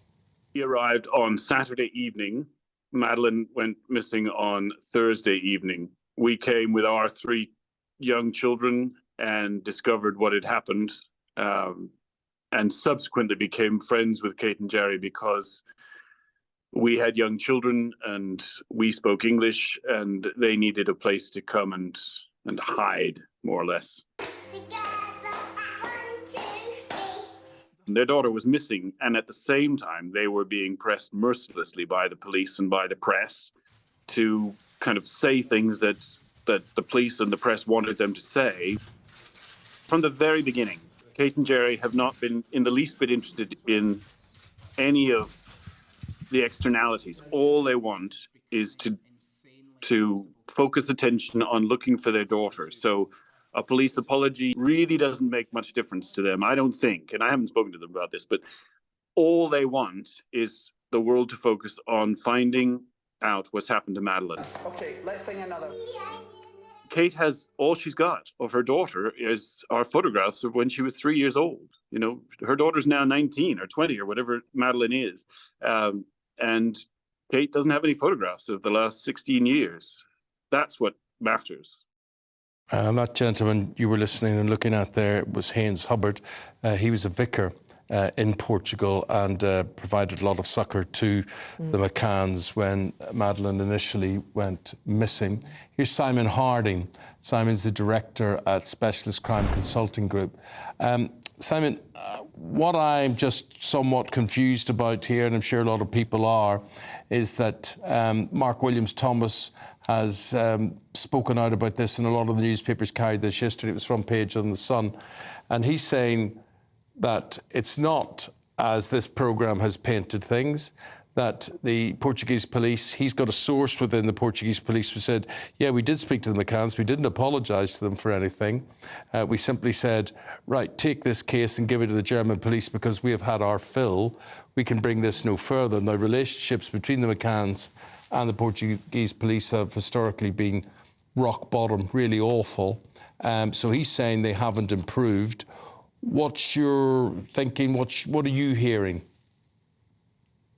Well, I think, firstly, I think the McCanns obviously haven't commented about the supposed apology. I think more than likely they would have come out and said, well, they haven't apologised, as opposed to being quiet on it. I worked in homicide at the time that, in the Met, at the time that this case came in. And it came in sort of 4 years after she went missing. And that's when the Met got involved in it and started helping. The last information, and they're being led by a really, an excellent DCI SIO still in the Met now. There's a very small team still working on it, and there's nothing coming out to say that the Portuguese police have washed their hands of the investigation. It's the German police, the British police, and the Portuguese police working together. That's the last information that I had. Where's the energy, though? We're not saying, well, if the Portuguese police are still working on it, who's working on it the most? Is the fresh stuff coming from the German side? Are you guys still active? I mean, I know you, again, it's still open, but where's the momentum? Well, the momentum sits, mainly with the German police because of their activity with the suspect Bruckner at the moment. So I think, but this is the support they're getting from the Met is undeniable. There's a lot of work still going on. There's people who worked in that inquiry when it came into the Met in 2011 who are still working on it now. They are completely dedicated to it. And as I said, led by somebody who's a very, very experienced homicide DCI, Mark Cranwell, who will ensure that everything is done, to the standards that we see in the Met in terms of homicide investigation. But the way that they were treated the family were treated in the original inquiry means that those prejudices and those judgments that were made about them to start with will have surely lost evidence because you get tainted and you start you're blinkered in the way that you deal with something, and that's probably one of the biggest things, because the Met have come in and said, well, what's left that we can do, and that's really the fundamental problem that that's why that apology should be there, because of course the way that you dealt with it in the very first start, being the Portuguese police, has potentially lost some significant evidence and leads.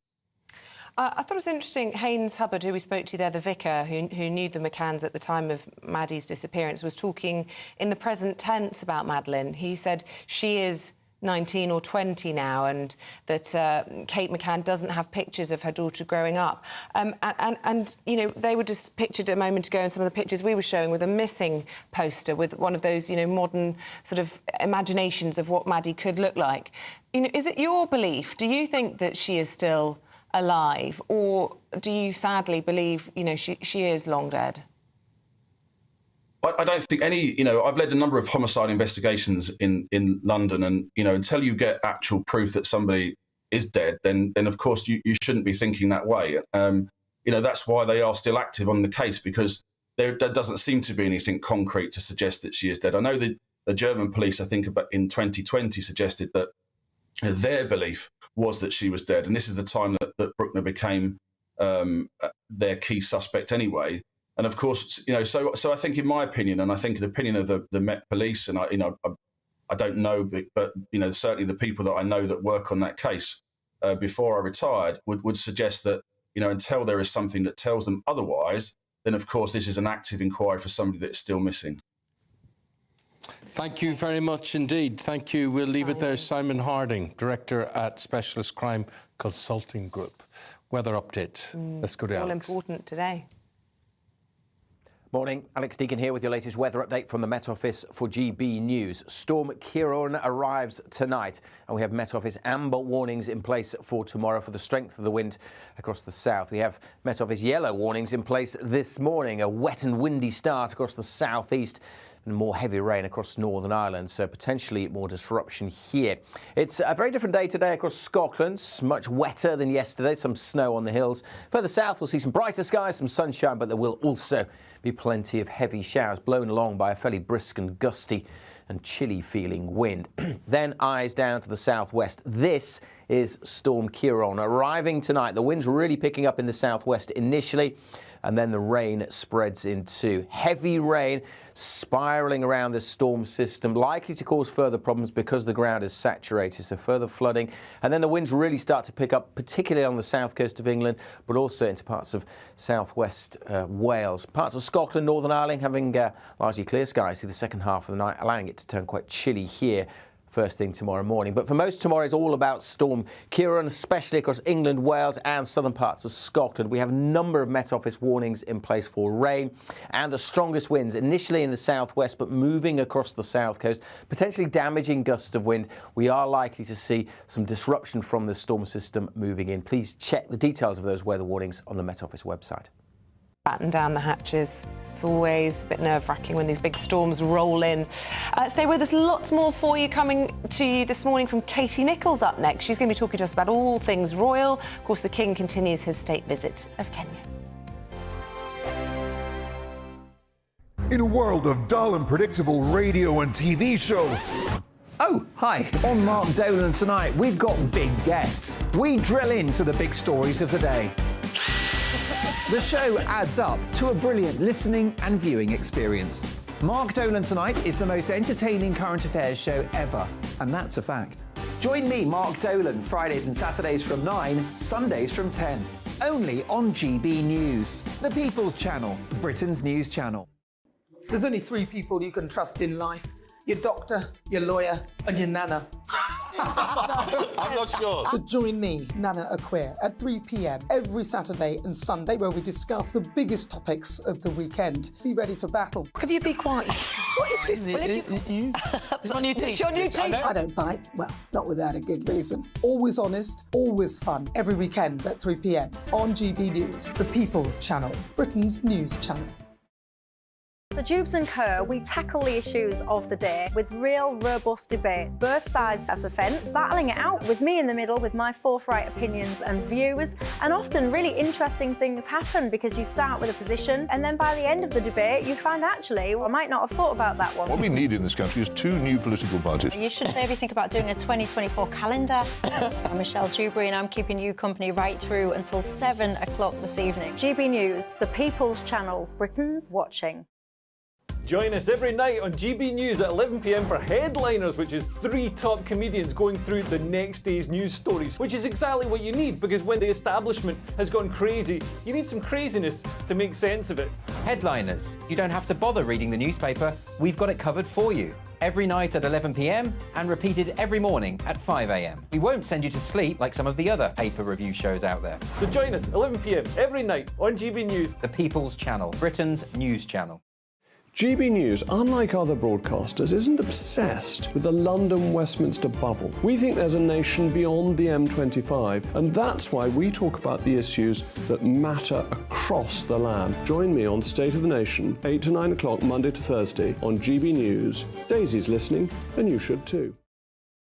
Every Sunday from 11, join Michael Portillo. There will be topical discussion, looking at the week before and the week to come. So kick back and relax at 11 a.m. on Sundays on GB News with me, Michael Portillo. GB News, the People's Channel, Britain's news channel. I'm Andrew Doyle. Join me at 7 o'clock every Sunday night for Free Speech Nation, the show where I tackle the week's biggest stories in politics and current affairs with the help of my 2 comedian panellists and a variety of special guests. Free Speech Nation, Sunday nights from 7 on GB News, the People's Channel, Britain's news channel. Nightmare commute. Kick it up a gear with me, Patrick Christie's, at Drive Time, 3 till 6 p.m, Monday to Friday on GB News Radio. You can listen online and on DAB+, on the smart speaker app and on the GB News app. And if you've got an Alexa, all you have to say is, Alexa, play GB News. We're also on TuneIn and the Radio Player apps. From the school run to rush hour, get revved up with me, Patrick Christys, on GB News and GB News Radio.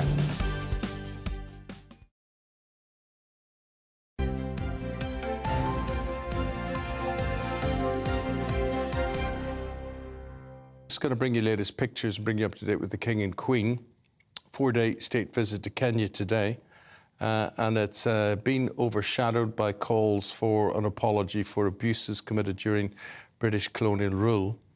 King Charles said that he felt the greatest sorrow and deepest regret for atrocities suffered by Kenyans during their struggle for independence. But some are saying this isn't a full apology. We get these arguments now all the time. We've got these pictures, guys.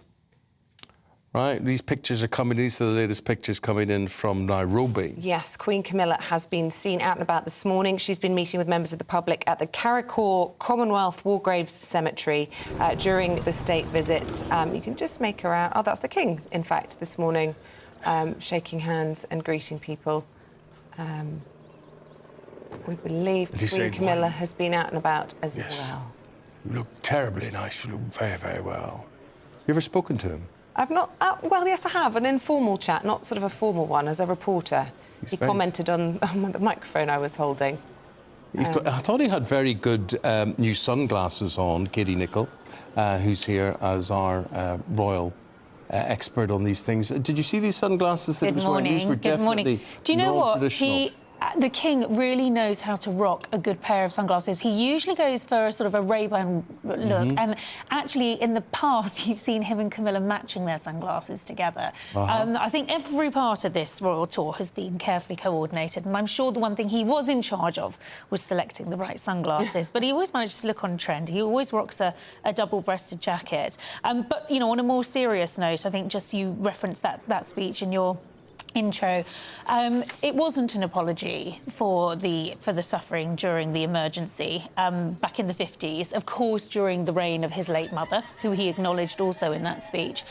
But I think it was a speech that really hit the right notes in all the right places. It's not actually the monarch's job to apologise for the past, and certainly not for a reign that wasn't even his. It's the job of the British government, and the British government did do that 10 years ago. But I think, as we've seen with some of these recent Commonwealth tours, you know, and they're getting a very warm reception here on this walkabout. The King's getting a very warm reception, as did Queen Camilla earlier on. These Commonwealth tours aren't without their problems. Because the history is often so problematic. And I think the royals play quite an important role in that sort of special diplomatic relationship that often politicians can't do. Yeah, and I think he struck a very diplomatic note last night. As you say, stopping short of an apology, you know, you clearly feel that was the right thing to do. I do. And he did express what appeared to be genuine remorse. Well, he did. I mean, he talked about his sorrow and deepest regret. He spoke about the abhorrent and unjustifiable acts of violence and said there was no excuse for them. I think that's as close to a sort of an apology as we're going to get from our monarch. And we can see the live pictures of our Queen Camilla there, also at the Kariakor Commonwealth War Graves Cemetery. You can see she's using a stick. I don't know if that is a gift that she's been presented with. It looks to be a traditional Kenyan-style stick. She was certainly pictured with an umbrella over recent days. But Katie, you were saying it's not, you know, it's not typical to see her with any sort of walking aids. No, I wouldn't necessarily think that. No, that I is think what that is. this might It's well like a have been something that was gifted to her, and she seemed to be leaning on it terribly heavily. We haven't had any briefing. I just point out any briefing from the palaces yet as to whether it is a walking stick and she's using it for anything specific. She looked very well yesterday. Well, she seemed on very as a good walking form. stick expert, I can see she's not putting any weight. No, on she's not leaning on it, is she? No. She looked very well at the state dinner last night. I mean, I have to say, this is a busy tour. I've done a lot of these tours. Obviously, I'm not in Kenya at the moment. But they're packing in up to 7 engagements each day. That's more often than what we do when we're with the Prince and Princess of Wales. It's a busy, action-packed 4-day tour, and it will leave them pretty exhausted by the end. Let's not forget they're in their mid-70s, at an age when most people are putting their feet up, and here they are, travelling around. It's an important tour. It's their first tour to a Commonwealth country. And, you know, I think you're going to see a busy agenda. They've got a lot on the timetable. And they've got the tricky stuff out of the way early, I suppose. They have. I would have said that. Really relax and enjoy. I think it's a donkey sanctuary or something. They're off to see today. Yes, they're going to see elephants. They're going to go and see an elephant orphanage. Right. They've got a trip because obviously conservation and the environment is big on this issue. Young people's big on this issue. Yesterday, the King spent time with the Prince's Trust, the international wing of the Prince's Trust, which has helped hundreds of thousands of young Kenyans. So I think you're going to see sort of all their causes and the things that they champion reflected in this tour. That's really important. We'll come back before the end of the programme and we'll update everybody on what has taken place today. Katie, for the moment, thank you very much indeed. Here's Paul Coit paying us a royal visit today with the sport. What have you got, my friend? I have a little Belgium beating England yesterday, and it's just trying to understand how... This is women's football. It is women's football. England didn't take their chances. Not a good result for them, because the thing is, it affects the Olympics next year as far as TGB are concerned. So England pretty much represent Britain's chances to play in the 12-nation tournament, which is going to be at the Olympics. And they need to now beat the Netherlands and Scotland and hope that Belgium slip up in the final two games, because it depends on England, because the actual home nations can decide, OK, we'll have England scores that will represent us, and however well they do, if they do well in the Nations League, then it will affect Great Britain's chances going into the Olympics. I hope that makes some sort of sense, but it is bizarre, and I don't think any other nation would actually face such a thing. But anyway, that's where it is at the moment. Scotland beat Netherlands 1-0. Wales lost to Denmark. Northern Ireland drew with Hungary yesterday. Yeah, late equaliser. My friend, we're 11 years away from the Football World Cup in 2034. And are we saying it's the last man standing? Saudi Arabia are the only country left that actually feels that they can or want to host this?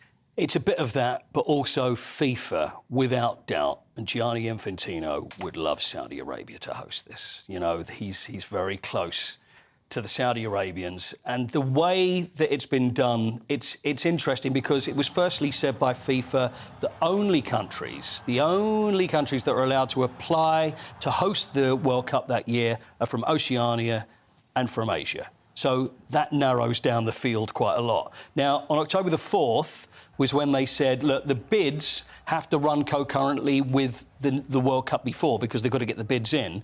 And then they were told, we need to know who's bidding by the end of the month. Usually you get like 5 to 10 years to work this out, and he's given a month. So on October the 31st, yesterday, it was announced that only Saudi Arabia, who've gone, we're ready, we've got our... So there we go, we smell a rat there. The only other possibility would have been Australia. Now, Australia, we're going to be going in along with Malaysia and Indonesia, of course, or they all play in the Asian, and they're looked after by that Asian part of FIFA. But the person that runs that had already given his complete backing to Saudi Arabia, which therefore means that Malaysia and Indonesia say, well, we're out, left Australia on their own, and said, well, look, we don't have time to bid.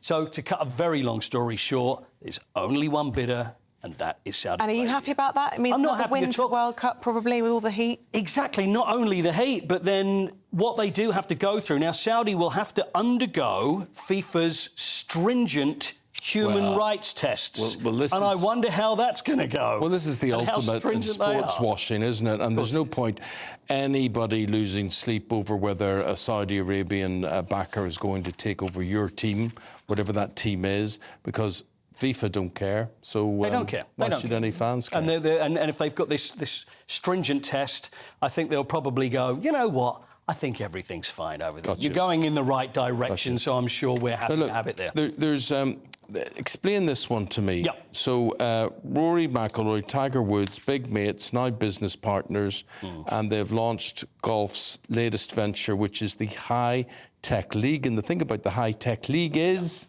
It's indoors. Indoors. And so we can all go and see it. So it's going to be in a purpose-built stadium, which is indoors in Florida. Would you be able to drive? Like, I mean, I'd hit a drive or drive. A driver. So what it starts off. So for the holes, they have teams. So this is how they expect it to look. That's how the stadium's going to look there. 6 teams of 4 players. Then 2 teams compete on each hole. It starts with a simulator. So when they want to drive, it's a huge screen with 64 by 46 feet. So they will drive the ball. There's the big screen in front. So they hit the big screen there, and then when we get to 50 yards or less, Then they have a purpose-built green with about 174 different bits and pieces underneath it that can make all the undulations different. So then they can play a whole game of golf, but indoors in front of crowds. I think that'd be really interesting. Whether it's going to work or not, I don't know, but all the top 25 have signed up for it. You know, you've got Scotty Scheffler and Colin Morikawa. Nothing's going to be left to the elements anymore. I know. It's quite... No, how about a wind machine and then rain comes down? But it's all about just making it more popular, again, because they've got Live Golf and they're thinking, what can we do to make young people get into it? And that's what it's about, and therefore make lots of money. Okay. Thanks, Paul. Thank you very much indeed. Stay with us. Still to come, Jeremy Corbyn is giving his strongest hints yet about his political future. That's next.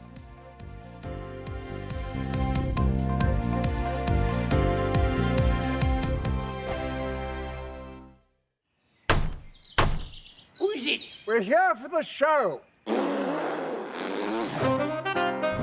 More energy this time! Welcome to the Dinosaur Hour. I was married to a therapist. And you survived? I thought we were getting Hugh Laurie. Second best.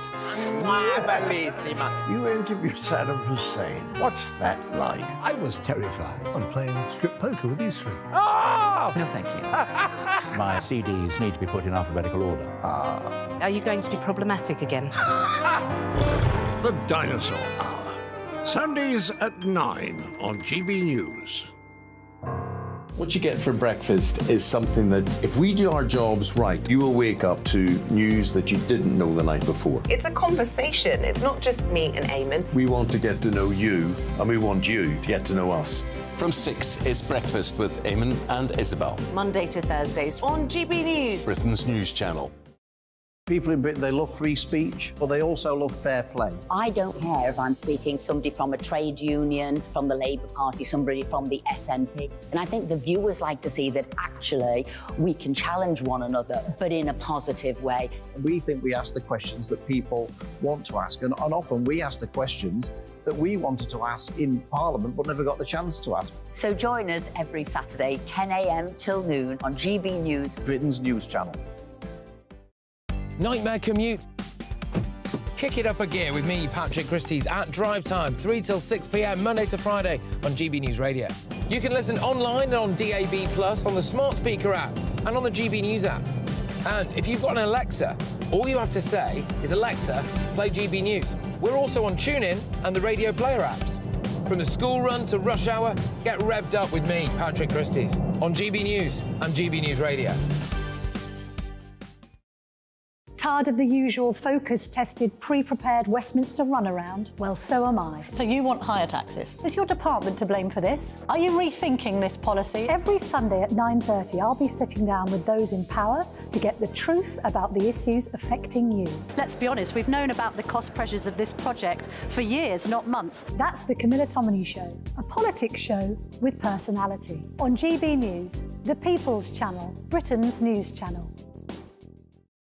Now then, Lee Anderson here. Join me on GB News on my show, The Real World, every Friday at 7 p.m. I'm not eating bloody cat. Are you Delicious. mental? Open your mouth. OK, here comes a train. Reminds me of the scene in Singing in the Rain. Adam, is that a good one? Whoa! Join me at 7 on GB News, Britain's news channel. When the news happens, it happens here. And really important breaking news. Breaking news this morning. On TV, radio and online, the news starts here on Britain's Newsroom. All the biggest stories and the answers that you need from across the UK and beyond. Join Britain's Newsroom from 9:30 on GB News. The People's Channel, Britain's news channel.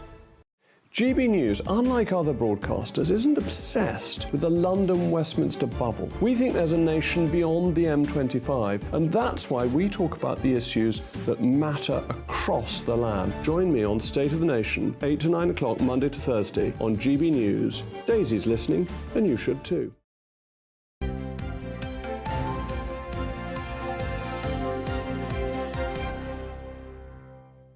Let's go through some of the headlines making the news today. Political editor at HuffPost UK, Kevin Schofield, and GP and medical writer Rennie Hunderkamp. And Rennie, we're going to start with you. Bully dogs, they're going to be banned come the new year. So I think, in essence, to get rid of a dog that is killing people in large numbers, and it is, if anything else was killing humans, 12 in the last year, we would want to get rid of it in a country. However, I am worried that this isn't actually going to do anything. Firstly, because it's actually a hybrid breed. So it's very difficult to always identify what is a bully dog or what is a cross between other dogs. I'm wondering if they could have gone about this other ways. I don't know. Ban bully dogs, but also have them muzzled if people have them and have a licence to have them. I think owners should be licensed to have dogs. We used to have a dog licence.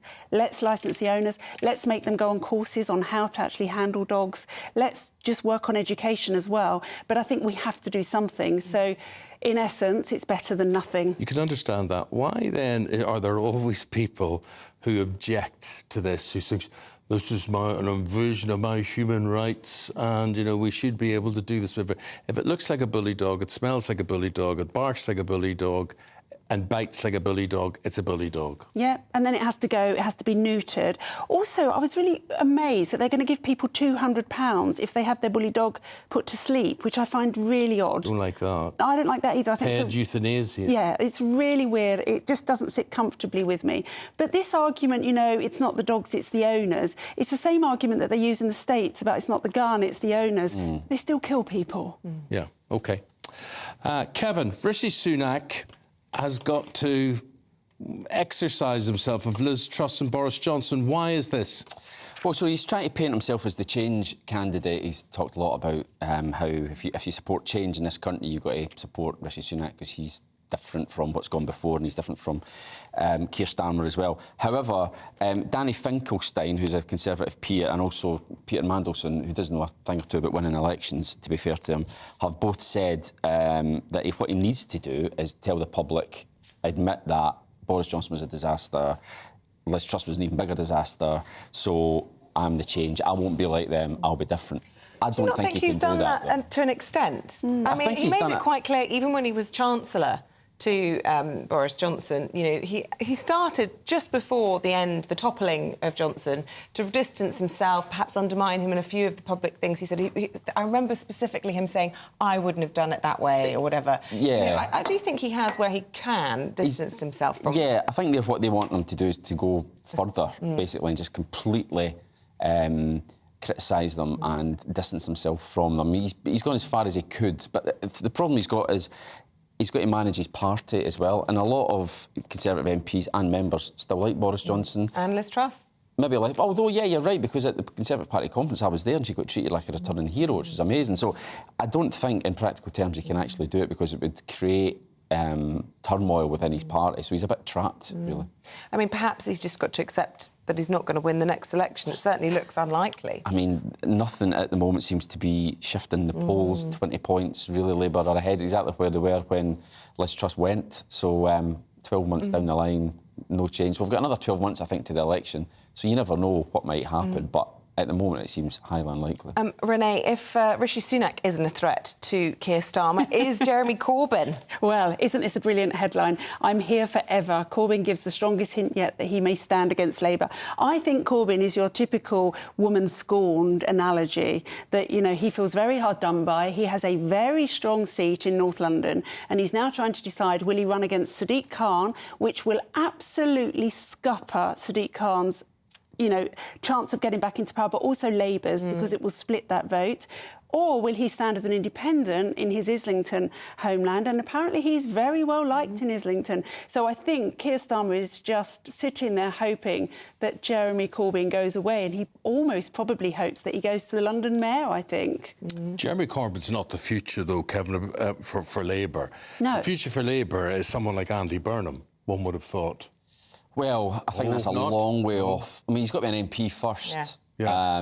So he's got to find a seat. And then is he going to sit in the Labour benches for 10 years? Because, I mean, if Keir Starmer wins the next election, I don't see him... he certainly wants to be. He's talked about a decade of renewal, being in power for 10 years.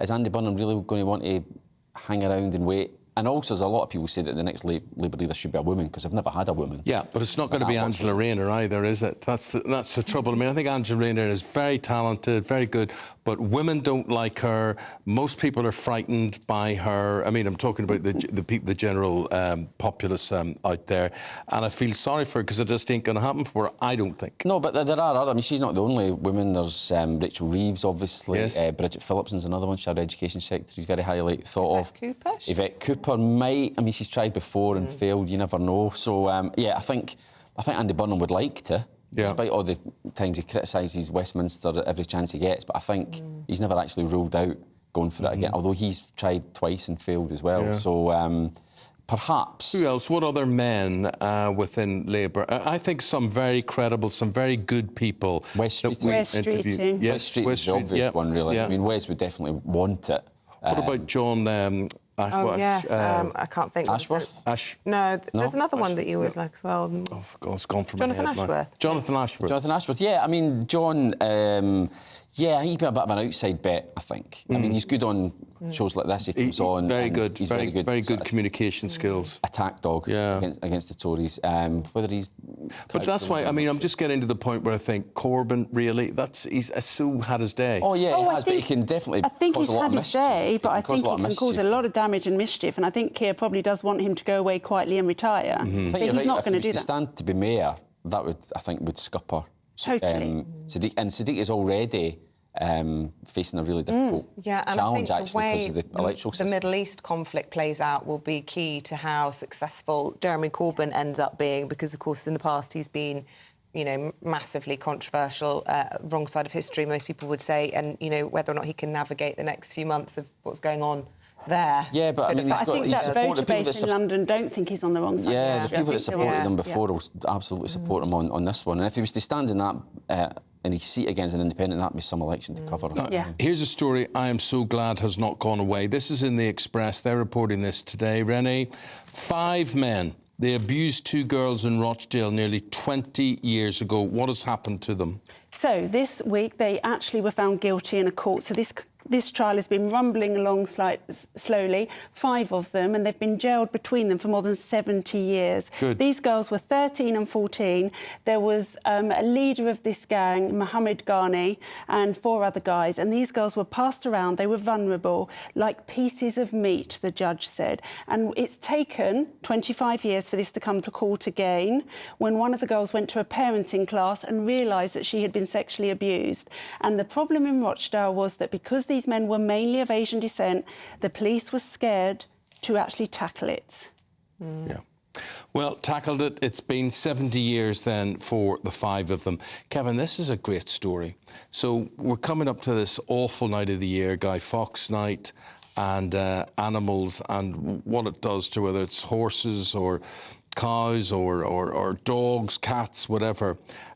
Fireworks going off is a terrible torture for so many of them. Yep. So what's the antidote to this? Well, so Spotify have come up with a playlist of firework noises, which they say are for dog owners mainly, but other pet owners, of course. You play this fireworks noises in the run-up to bonfire night, and it gets them used to it, so it's not just a literally whiz-bang surprise for them on bonfire night itself. And the Kennel Club actually recommends that dogs are gradually introduced to firework noises so that come the night itself, it's not such a big surprise. Do they have dog headphones? So that the rest of us don't have to listen. Oh, yeah, that's true. Thought of that. But the thing is... Play it at night when you're in bed. The terrible thing is when you see an animal suffering from this, I mean, our own dog, it just shivers. It just is, you would do anything to take the pain away. And there's nothing you can do because there's nowhere you can hide them. We try those blanket things. We try, you know, covering up her ears, all sorts of things like that. But it's just misery. I'm surprised It really does differ animal to... I had 2 cats, and one of them was absolutely terrified in the way that you described, and the other one, like it didn't even happen, didn't even notice. Yeah. They're all different. But for the ones that are affected by it, like yours, Eamonn, then this might be a good idea. Yeah. Right. A lot of dogs go missing as well because they get such a fright they run off. Yeah. And I've got a new kitten, only 3 months old, so it'll be the kitten's first. I know, I'm completely and utterly obsessed. But we'll be out on bonfire night, so I've got to think about... And the cat will die of a heart attack. Play some nice classic. I am looking for an excuse not to go because I always hate going. I'm always cold. My daughter always whinges because she gets scared. So maybe I'll just stay home with my kitten. I'm going to look after the cat. Yeah, do that.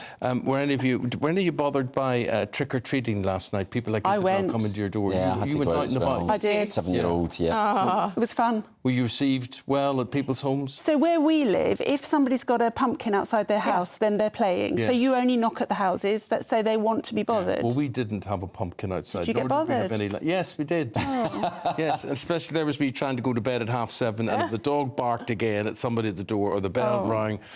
Oh.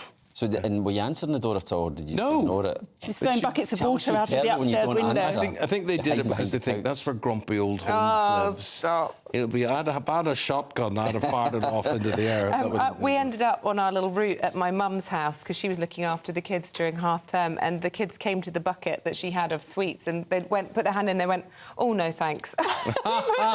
They're very fussy. Well, we knocked at a dentist and the kids were given toothpaste. Oh, little There you tubes go. of There you toothpaste. go. OK, let's go get the weather update. Guys, thank you very much. It's been a delight. Here's Alex. Thank you. Morning, Alex Deacon here with your latest weather update from the Met Office for GB News. Storm Ciarán arrives tonight, and we have Met Office amber warnings in place for tomorrow for the strength of the wind across the south. We have Met Office yellow warnings in place this morning, a wet and windy start across the southeast and more heavy rain across Northern Ireland, so potentially more disruption here. It's a very different day today across Scotland, much wetter than yesterday, some snow on the hills. Further south, we'll see some brighter skies, some sunshine, but there will also be plenty of heavy showers blown along by a fairly brisk and gusty and chilly feeling wind. Then eyes down to the southwest. This is Storm Ciarán arriving tonight. The wind's really picking up in the southwest initially, and then the rain spreads into heavy rain spiralling around the storm system, likely to cause further problems because the ground is saturated, so further flooding. And then the winds really start to pick up, particularly on the south coast of England, but also into parts of southwest Wales. Parts of Scotland, Northern Ireland having largely clear skies through the second half of the night, allowing it to turn quite chilly here first thing tomorrow morning. But for most, tomorrow is all about Storm Ciarán, especially across England, Wales and southern parts of Scotland. We have a number of Met Office warnings in place for rain and the strongest winds initially in the southwest, but moving across the south coast, potentially damaging gusts of wind. We are likely to see some disruption from the storm system moving in. Please check the details of those weather warnings on the Met Office website. Stay with us. Lots more, including the latest news on the Rafah crossing. Reports it could open today with British nationals being able to escape. We'll have all the details from Mark White in Tel Aviv. In a world of dull and predictable radio and TV shows. Oh, hi. On Mark Dolan tonight, we've got big guests. We drill into the big stories of the day. The show adds up to a brilliant listening and viewing experience. Mark Dolan Tonight is the most entertaining current affairs show ever, and that's a fact. Join me, Mark Dolan, Fridays and Saturdays from 9, Sundays from 10. Only on GB News, the People's Channel, Britain's news channel. There's only 3 people you can trust in life. Your doctor, your lawyer and your nana. I'm not sure. So join me, Nana Aquare, at 3 p.m. every Saturday and Sunday, where we discuss the biggest topics of the weekend. Be ready for battle. Could you be quiet? What is this? It's my new teeth. It's your new teeth. I don't bite. Well, not without a good reason. Always honest, always fun. Every weekend at 3 p.m. on GB News, the People's Channel, Britain's news channel. So Jubes and Kerr, we tackle the issues of the day with real, robust debate, both sides of the fence, battling it out with me in the middle with my forthright opinions and views. And often really interesting things happen because you start with a position and then by the end of the debate you find actually, well, I might not have thought about that one. What we need in this country is 2 new political parties. You should maybe think about doing a 2024 calendar. I'm Michelle Dewberry and I'm keeping you company right through until 7 o'clock this evening. GB News, the People's Channel, Britain's watching. Join us every night on GB News at 11 p.m. for Headliners, which is 3 top comedians going through the next day's news stories, which is exactly what you need, because when the establishment has gone crazy, you need some craziness to make sense of it. Headliners. You don't have to bother reading the newspaper. We've got it covered for you. every night at 11 p.m. and repeated every morning at 5 a.m. We won't send you to sleep like some of the other paper review shows out there. So join us 11 p.m. every night on GB News. The People's Channel, Britain's news channel. GB News, unlike other broadcasters, isn't obsessed with the London-Westminster bubble. We think there's a nation beyond the M25, and that's why we talk about the issues that matter across the land. Join me on State of the Nation, 8 to 9 o'clock, Monday to Thursday, on GB News. Daisy's listening, and you should too. Every Sunday from 11, join Michael Portillo. There'll be topical discussion, looking at the week before and the week to come. So kick back and relax at 11 a.m. on Sundays on GB News with me, Michael Portillo. GB News, the People's Channel, Britain's news channel.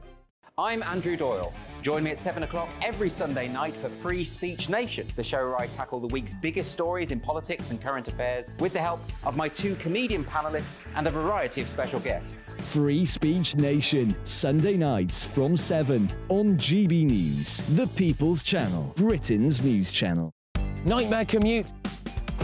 Kick it up a gear with me, Patrick Christie's, at Drive Time, 3 till 6 p.m, Monday to Friday on GB News Radio. You can listen online and on DAB+, on the smart speaker app and on the GB News app. And if you've got an Alexa, all you have to say is, Alexa, play GB News. We're also on TuneIn and the Radio Player apps. From the school run to rush hour, get revved up with me, Patrick Christie's, on GB News and GB News Radio.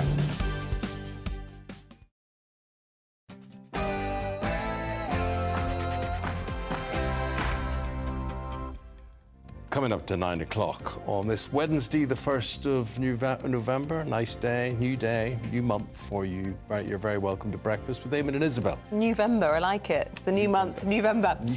Here are the stories we've been covering on breakfast this morning. Big breaking story. In the last few moments, Egyptian ambulances have crossed into Gaza as crowds are gathering at the Rafah border crossing, expected evacuations. The Foreign Secretary says that UK teams are all ready to assist British nationals as soon as they are able to leave. But who will be allowed to stay and who will remain trapped? Back at home, we learned that Boris Johnson suggested COVID was nature's way of dealing with old people. Just one of the many exchanges described as bonkers in notes by the Number 10's former chief scientist. The inquiry into the handling of the pandemic also heard from the former top Number 10 aide, Dominic Cummings. The Cabinet Office was a bomb site, and many officials have come to me and said this is causing chaos. There has to be some a formalised system to actually grip this, because the Cabinet Office was a dumpster fire. King Charles is in Kenya, where he's facing up to Britain's colonial past, saying there's no excuse for unjustifiable acts of violence during imperial rule. Batten down the hatches, Storm Kieran is expected later today as wet weather is already causing flooding in many parts of the UK. Alex will have more throughout the morning.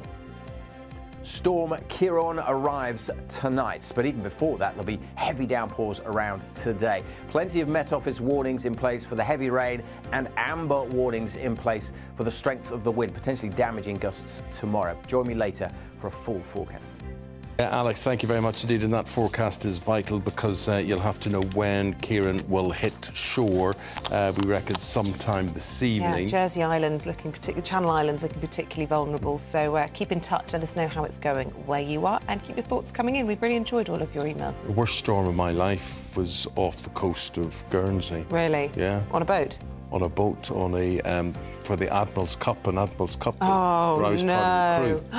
And I said to the captain, Captain Cudmore, I said, this is so rough. What's happened if I'm going to be blown off here? I can't swim. He said, it won't matter. You'll be dead by the time we get back to you anyway. Lovely. So that was it. So I held on for grim death. GB Views at gbnews.com or tweet at GBNews.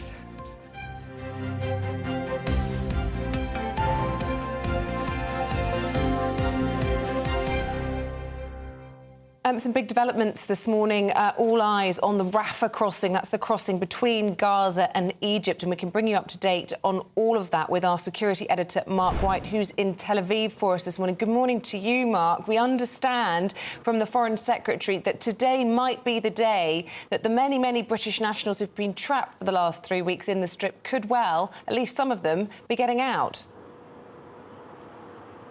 Yeah, it's happening. That is underway as we speak.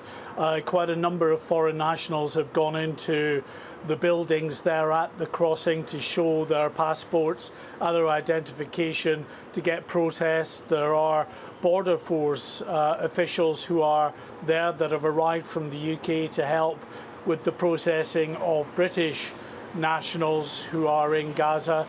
And it's hoped that about 500 or so could be allowed out in this first tranche. There are thousands, of course, of foreign and dual nationals who are trapped in Gaza that desperately want to get out. So finally, more than 3 weeks on from the point where this crossing was effectively closed, there is, it seems now, that opportunity to do that. And a fleet of ambulances have arrived as well, because alongside those foreign nationals who are being allowed out, there are the most severely injured who could do with going out of the war zone to be treated in hospitals in Egypt. So there are hopes that about 80 of the most seriously injured civilians can be taken out of Gaza and across that border crossing. That's why these ambulances are here. They'll cross into Gaza to pick up those injured and to take them out. All of the while, of course, Israel needs assurances, as do the Egyptians, that the people they are letting through are civilians, are foreign nationals, are people that are severely injured civilians, and not, of course, Hamas fighters, Hamas terrorists who are trying to get over that border and into Egypt. So those assurances have had to be met. That's why we've had intense discussions over recent days, not just between the UK and Israel and Egypt, but between many Western nations and Israel and Egypt to work out a way forward. It seems they've been able to do that, and today, finally, a bit of positive news for the families of those in the UK and elsewhere around the world who are clearly desperately worried about their loved ones being caught up in what is happening in Gaza, and now some hope that some of them, hopefully eventually all of them, can get out across that Rafah crossing. Good news there. Just whilst you were speaking, Mark, I've just spotted some breaking news on Reuters, and this is coming from the armed wing of Hamas, the Al-Qassam brigades. They say that during these Jabalia refugee camp strikes, 7 civilian hostages were killed, and they say 3 of those were foreign passport holders, which will be alarming to those who've been trying to find 240-odd hostages being taken by Hamas on October the 7th. It's certainly alarming if true, but the Israelis say, you know, take anything that Hamas says with a huge pinch of salt. Remember that Hamas said about a week ago or so that 50 hostages had died as an Israeli airstrike had targeted an area where those hostages were being kept. Well, we never heard anything else from Hamas since to prove that particular claim. So just a word of caution on all of the claims that come from this terrorist organisation. We should say, with regard to that strike on the Jabalia refugee camp, we've been hearing in the last half an hour from Daniel Hagari, Rear Admiral, the IDF spokesman, about the operations overnight and that strike. He said that that strike was on a building very clearly being used by the commander of the Jabalia region for Hamas and his fighters, that they'd opened fire on their troops. They ordered a strike in. It was from a drone. A missile targeted the building, and what was supposed to be a laser strike on that building. However, they say because this was part of Hamas complex with lots of underground tunnels, the underground tunnel system underneath this building collapsed. That's why there's a huge crater there, they say, and surrounding buildings collapsed into that. And of course, as a result, many civilians, it seems, were caught up in that. Mark, I'm telling you, I'm absolutely fascinated, though, about the intelligence that leads to a bomb strike like that. How do the Israelis know that this commander is hiding out there? Yes, he's under the skirts and dresses of women and children, but they still deem it right to go for him. They get him in the end. But how do they pinpoint these guys in the first place? Well, Israel is one of the most sophisticated militaries and intelligence services in the world, and they have lots of eyes on the ground and in the air. So they have drones up, satellite images, they're monitoring communications, and they have human assets on the ground as well. There are a number of people, they won't go into it in any great detail for the safety of those individuals on the ground, but there are human assets who are working for the Israelis, who give them real-time intelligence on certain individuals and certain terrorist plans and what they're doing. They give them information, for instance, on tunnel structures, where they're located and alike. It is very sophisticated, and of course they try, clearly, as the Israeli Defence Force never tire of telling us, to go after targets with as surgical a strike as possible, but they say when Hamas is cynically using civilians as human shields to hide in and amongst the civilian population, then they are at significant risk, and we see that every day in a very significant and growing toll of civilian casualties. Stay safe. Thank you very much for the update. Appreciate it. Got to leave it there. Now, it feels like we've been talking about this artificial intelligence summit for months now. It is finally kicking off today. It is the world's first, and it's being held at iconic Bletchley Park. That is, of course, the Second World War home of Britain's code breakers who decrypted secret Nazi messages. The conference is expected to be attended by world leaders and tech bosses. We hear Elon Musk is already there. He's expected to do a live interview with the Prime Minister tomorrow. Well, let's bring in our Deputy Political Editor, Tom Harwood, for the very latest in all of this. Good morning to you, Tom. Kamala Harris is there to represent Joe Biden on behalf of the Americans. We've also got Ursula von der Leyen, I believe, heading in there, Elon Musk and the boss of ChatGPT. So all this talk of lacklustre guest list, not really fair analysis, is it?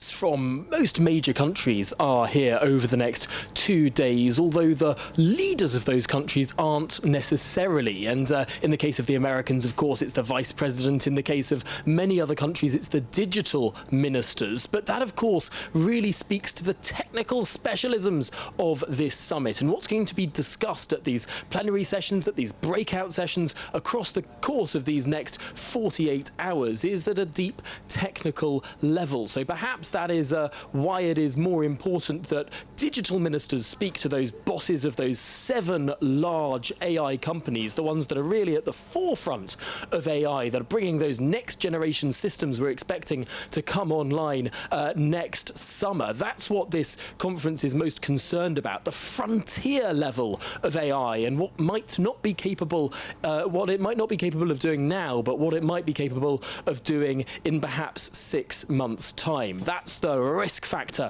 of what everyone's looking at today. And I think it is interesting that this summit is focusing not so much on some of the discussions we've heard about AI over the previous few months, whether that be copyright or labour market distortion. No, this summit is talking more about the existential risks, the large-scale risks that really could bring about some pretty nasty doomsday-style scenarios in the future. It's looking at those enormous systems and less about the particulars of regulating systems as they exist today. But it is an iconic location to hold this summit in. Leaders have been arriving at Bletchley Park since 9 o'clock this morning. They'll be staying, of course, for 2 days. There's a lot going on, lots of tents being erected here. And I have to say, our broadcast spot is just right next to the hut that Alan Turing worked in during the Second World War, where the birth of modern-day computing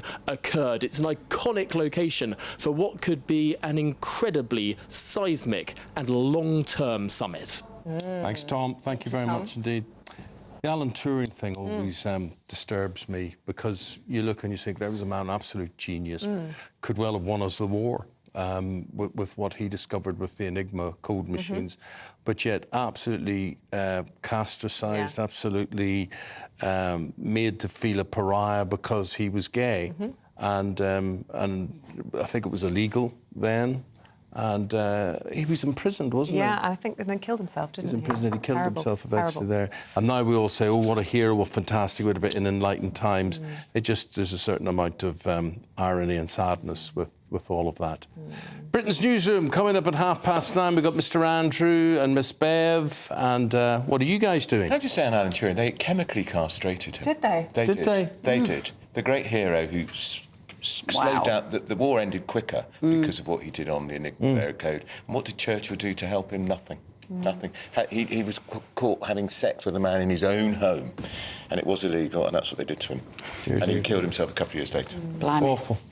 Lots changed. A lot has changed. And what is coming up in your programme?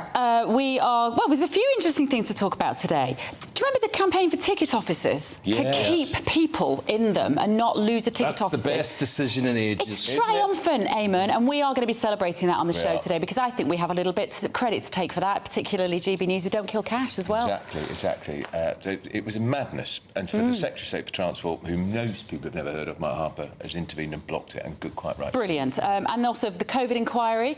On my day off yesterday on my holiday, I sat watching the COVID inquiry, which is the kind of strange thing that I do. I'm just waiting for him to say, is she banging on about COVID again? It's really important, and actually yesterday's evidence with Dominic Cummings was very interesting. We've got Sarah Vine in the studio, and of course Sarah was married to Michael Gove, and all of these meetings were going on a Zoom call in her house. And of course Helen McNamara, the most senior woman civil servant, she's giving evidence today. And on the war, we're looking at that demonstration at Liverpool Street railway station last night. 500 people there demonstrating, intimidating for people getting off the trains. Of course, we have to support the right to peaceful protest, but hang on, why were they there? Why were they there? And then we've got the police in Manchester tearing down London tearing down posters of missing Israeli children. What are the police thinking of, and what will that say to Jewish men and women who already don't feel very safe And XL on our bullies. streets? And XL bullies as well. We've got a very busy show. Something about cats' expressions. The COVID inquiry yesterday, it was if it wasn't so sad, it was great entertainment. Sure it was. It was like a circus, Eamonn. But here's what gets me. You get people like, what's his name there? Cummings. And he obviously sees himself as a superior being. Yeah. And I'm not saying he isn't. He may well be. He's not. But he's unelected. Yeah. And he decides he is the boss, that he obviously looks down at... He thinks Johnson's a fool. And there's nothing much to really contradict that with any of the evidence that I saw yesterday. But the power that these advisors and these SPADs hold, and no one has ever elected them. Absolutely. Lee Kane saying he was writing policy because there just wasn't any coming from the policymakers. I know, extraordinary. And you know where this all began?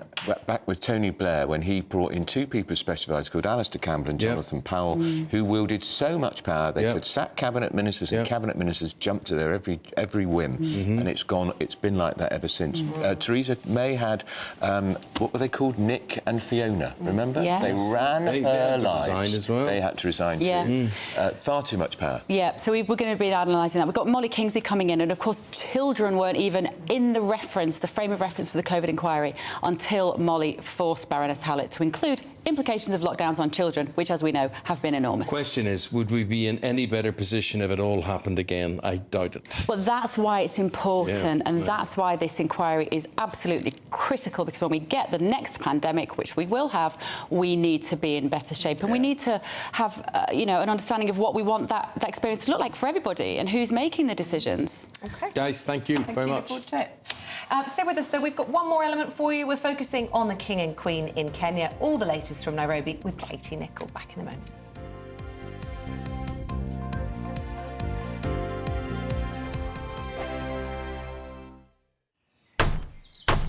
Who is it? We're here for the show. More energy this time! Welcome to the Dinosaur Hour. I was married to a therapist. And you survived? I thought we were getting Hugh Laurie. Second best. You interviewed Saddam Hussein. What's that like? I was terrified. I'm playing strip poker with these three. Ah! No, thank you. My CDs need to be put in alphabetical order. Are you going to be problematic again? The Dinosaur Hour. Sundays at 9 on GB News. What you get for breakfast is something that, if we do our jobs right, you will wake up to news that you didn't know the night before. It's a conversation. It's not just me and Eamonn. We want to get to know you, and we want you to get to know us. From 6, it's Breakfast with Eamonn and Isabel. Monday to Thursdays on GB News, Britain's news channel. People in Britain, they love free speech, but they also love fair play. I don't care if I'm speaking somebody from a trade union, from the Labour Party, somebody from the SNP. And I think the viewers like to see that actually we can challenge one another, but in a positive way. We think we ask the questions that people want to ask, and often we ask the questions that we wanted to ask in Parliament but never got the chance to ask. So join us every Saturday, 10 a.m. till noon on GB News, Britain's news channel. Nightmare commute. Kick it up a gear with me, Patrick Christie's at Drive Time, 3 till 6 p.m, Monday to Friday on GB News Radio. You can listen online and on DAB+, on the smart speaker app and on the GB News app. And if you've got an Alexa, all you have to say is, Alexa, play GB News. We're also on TuneIn and the Radio Player apps. From the school run to rush hour, get revved up with me, Patrick Christie's, on GB News and GB News Radio. Tired of the usual focus-tested, pre-prepared Westminster runaround? Well, so am I. So you want higher taxes? Is your department to blame for this? Are you rethinking this policy? Every Sunday at 9:30, I'll be sitting down with those in power to get the truth about the issues affecting you. Let's be honest, we've known about the cost pressures of this project for years, not months. That's the Camilla Tominey Show, a politics show with personality. On GB News, the People's Channel, Britain's news channel. Now then, Lee Anderson here. Join me on GB News on my show, The Real World, every Friday at 7 p.m. I'm not eating bloody cat. Are you Delicious. mental? Open your mouth. OK, here comes a train. Reminds me of the scene in Singing in the Rain. Adam, is that a good one? Whoa! Join me at 7 on GB News, Britain's news channel. When the news happens, it happens here. And really important breaking news. Breaking news this morning. On TV, radio and online, the news starts here on Britain's Newsroom. All the biggest stories and the answers that you need from across the UK and beyond. Join Britain's Newsroom from 9:30 on GB News. The People's Channel, Britain's news channel. GB News, unlike other broadcasters, isn't obsessed with the London-Westminster bubble. We think there's a nation beyond the M25, and that's why we talk about the issues that matter across the land. Join me on State of the Nation, 8 to 9 o'clock, Monday to Thursday, on GB News. Daisy's listening, and you should too.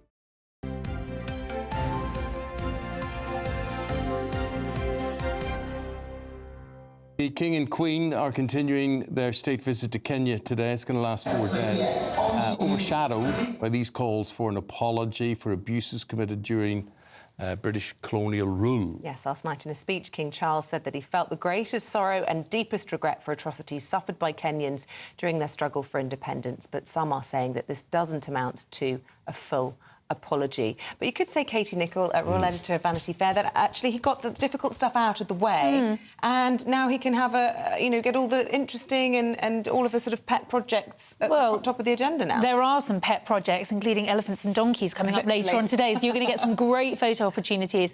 But I think he hit the right note. I don't actually think it's the Sovereign's job to apologise. The British government apologised 10 years ago, paid out compensation to, 11,000 Kenyans lost their lives during that emergency period. Of course, it was his late mother's reign. He's acknowledged that. And I think we're seeing a king who's very much in tune with the public mood. He will have seen the previous royal tours to Commonwealth countries. The Wales's visit to the Caribbean wasn't a great success, nor was the Edinburgh's. And so I think it's very important that the tone for this is right. And I think when you see the walkabouts that they've done and the people that they've met, there does seem to be a genuinely very warm and enthusiastic response to this tour. And it's an important one because it's their first as king and queen to a Commonwealth country. But you are going to see a really bright itinerary today. And as you say, Isabel, the hard stuff's now done. And now there's going to be a bit of fun. And these are live pictures of Her Majesty the Queen there, and we believe she's visiting a donkey and an elephant sanctuary. You can see a picture of a donkey in the foreground there, and this is in the capital, Nairobi. Yes, that's right. This is with a charity called Brook, of whom the Queen is patron in the UK. And the UK charity work with their Kenyan counterparts to rescue donkeys in Kenya. And they do a lot of work with school children, improving the welfare of donkeys. And anyone that knows anything about Queen Camilla knows that she loves her horses and she loves her dogs and her donkeys too. And what so is for it her, about donkeys? I just would love to know why they're very people... kind creatures. Yeah, but why do people feel they can abuse them? Oh, right. So when you see Oh. them and they've got sores on them and you can see their rib cages... I and suppose because they're traditionally they've been used to transport. They're sort of the work, Resilient, their aren't work, they? Yeah, their work, yeah. miniature work horses, and of course they, you know, some of them live very, very sad lives. So I think for the Queen to do these sorts of things will be very special. And I think when you look at the programme overall, you're seeing all of their key interests reflected, whether it's animals, as you say, their pet projects, sustainability. The King's going to go to a forest in Kenya later on today to learn more about Kenya's green initiatives. Young people, yesterday he was working with the Prince's Trust International, meeting Kenyans that his Prince's Trust has helped. And so you're seeing a really diverse programme and a busy programme where they're carrying out about 7 engagements a day. It's hard work for them. Why do you think they chose Kenya as their first Commonwealth country? I don't know, it's an interesting question. I think because Kenya was keen for it to happen. I mean, it's a really lucrative inter-trade relationship worth billions of pounds to the UK. So I think that was clearly probably on the government's agenda. The King doesn't get much say in it. Oh, really? However, given that his mother became Queen in Kenya, given that he's visited Kenya on numerous occasions, and he reflected yesterday in his speech that it's, of course, where William proposed to Kate, Kenya has a place in his heart. So I think it's a nice start to what will be a bigger tour of the Commonwealth, probably starting next year. And the Queen's outfits look very well. We heard a lot about Angela Kelly during Queen Elizabeth II's reign and how she dressed the Queen. Who's dressing the current Queen? Well, Valentine Robinson have done some of the dresses so far. I expect we might see Fiona Clare popping in because she usually helps coordinate the Queen's tour wardrobe. And I think Camilla's been looking incredibly elegant. And watch the jewels that come out, watch the earrings, watch the rings, because there's all these messages. She wore a ring from the late Queen. All to look forward to, You'll Katie. see all of that. Thank you very much indeed for painting the picture. We'll be back from 6 o'clock tomorrow morning.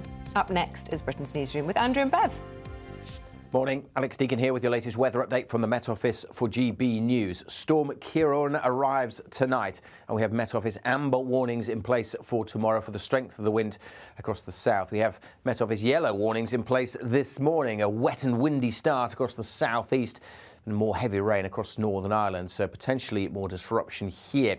It's a very different day today across Scotland, much wetter than yesterday, some snow on the hills. Further south, we'll see some brighter skies, some sunshine, but there will also be plenty of heavy showers blown along by a fairly brisk and gusty and chilly feeling wind.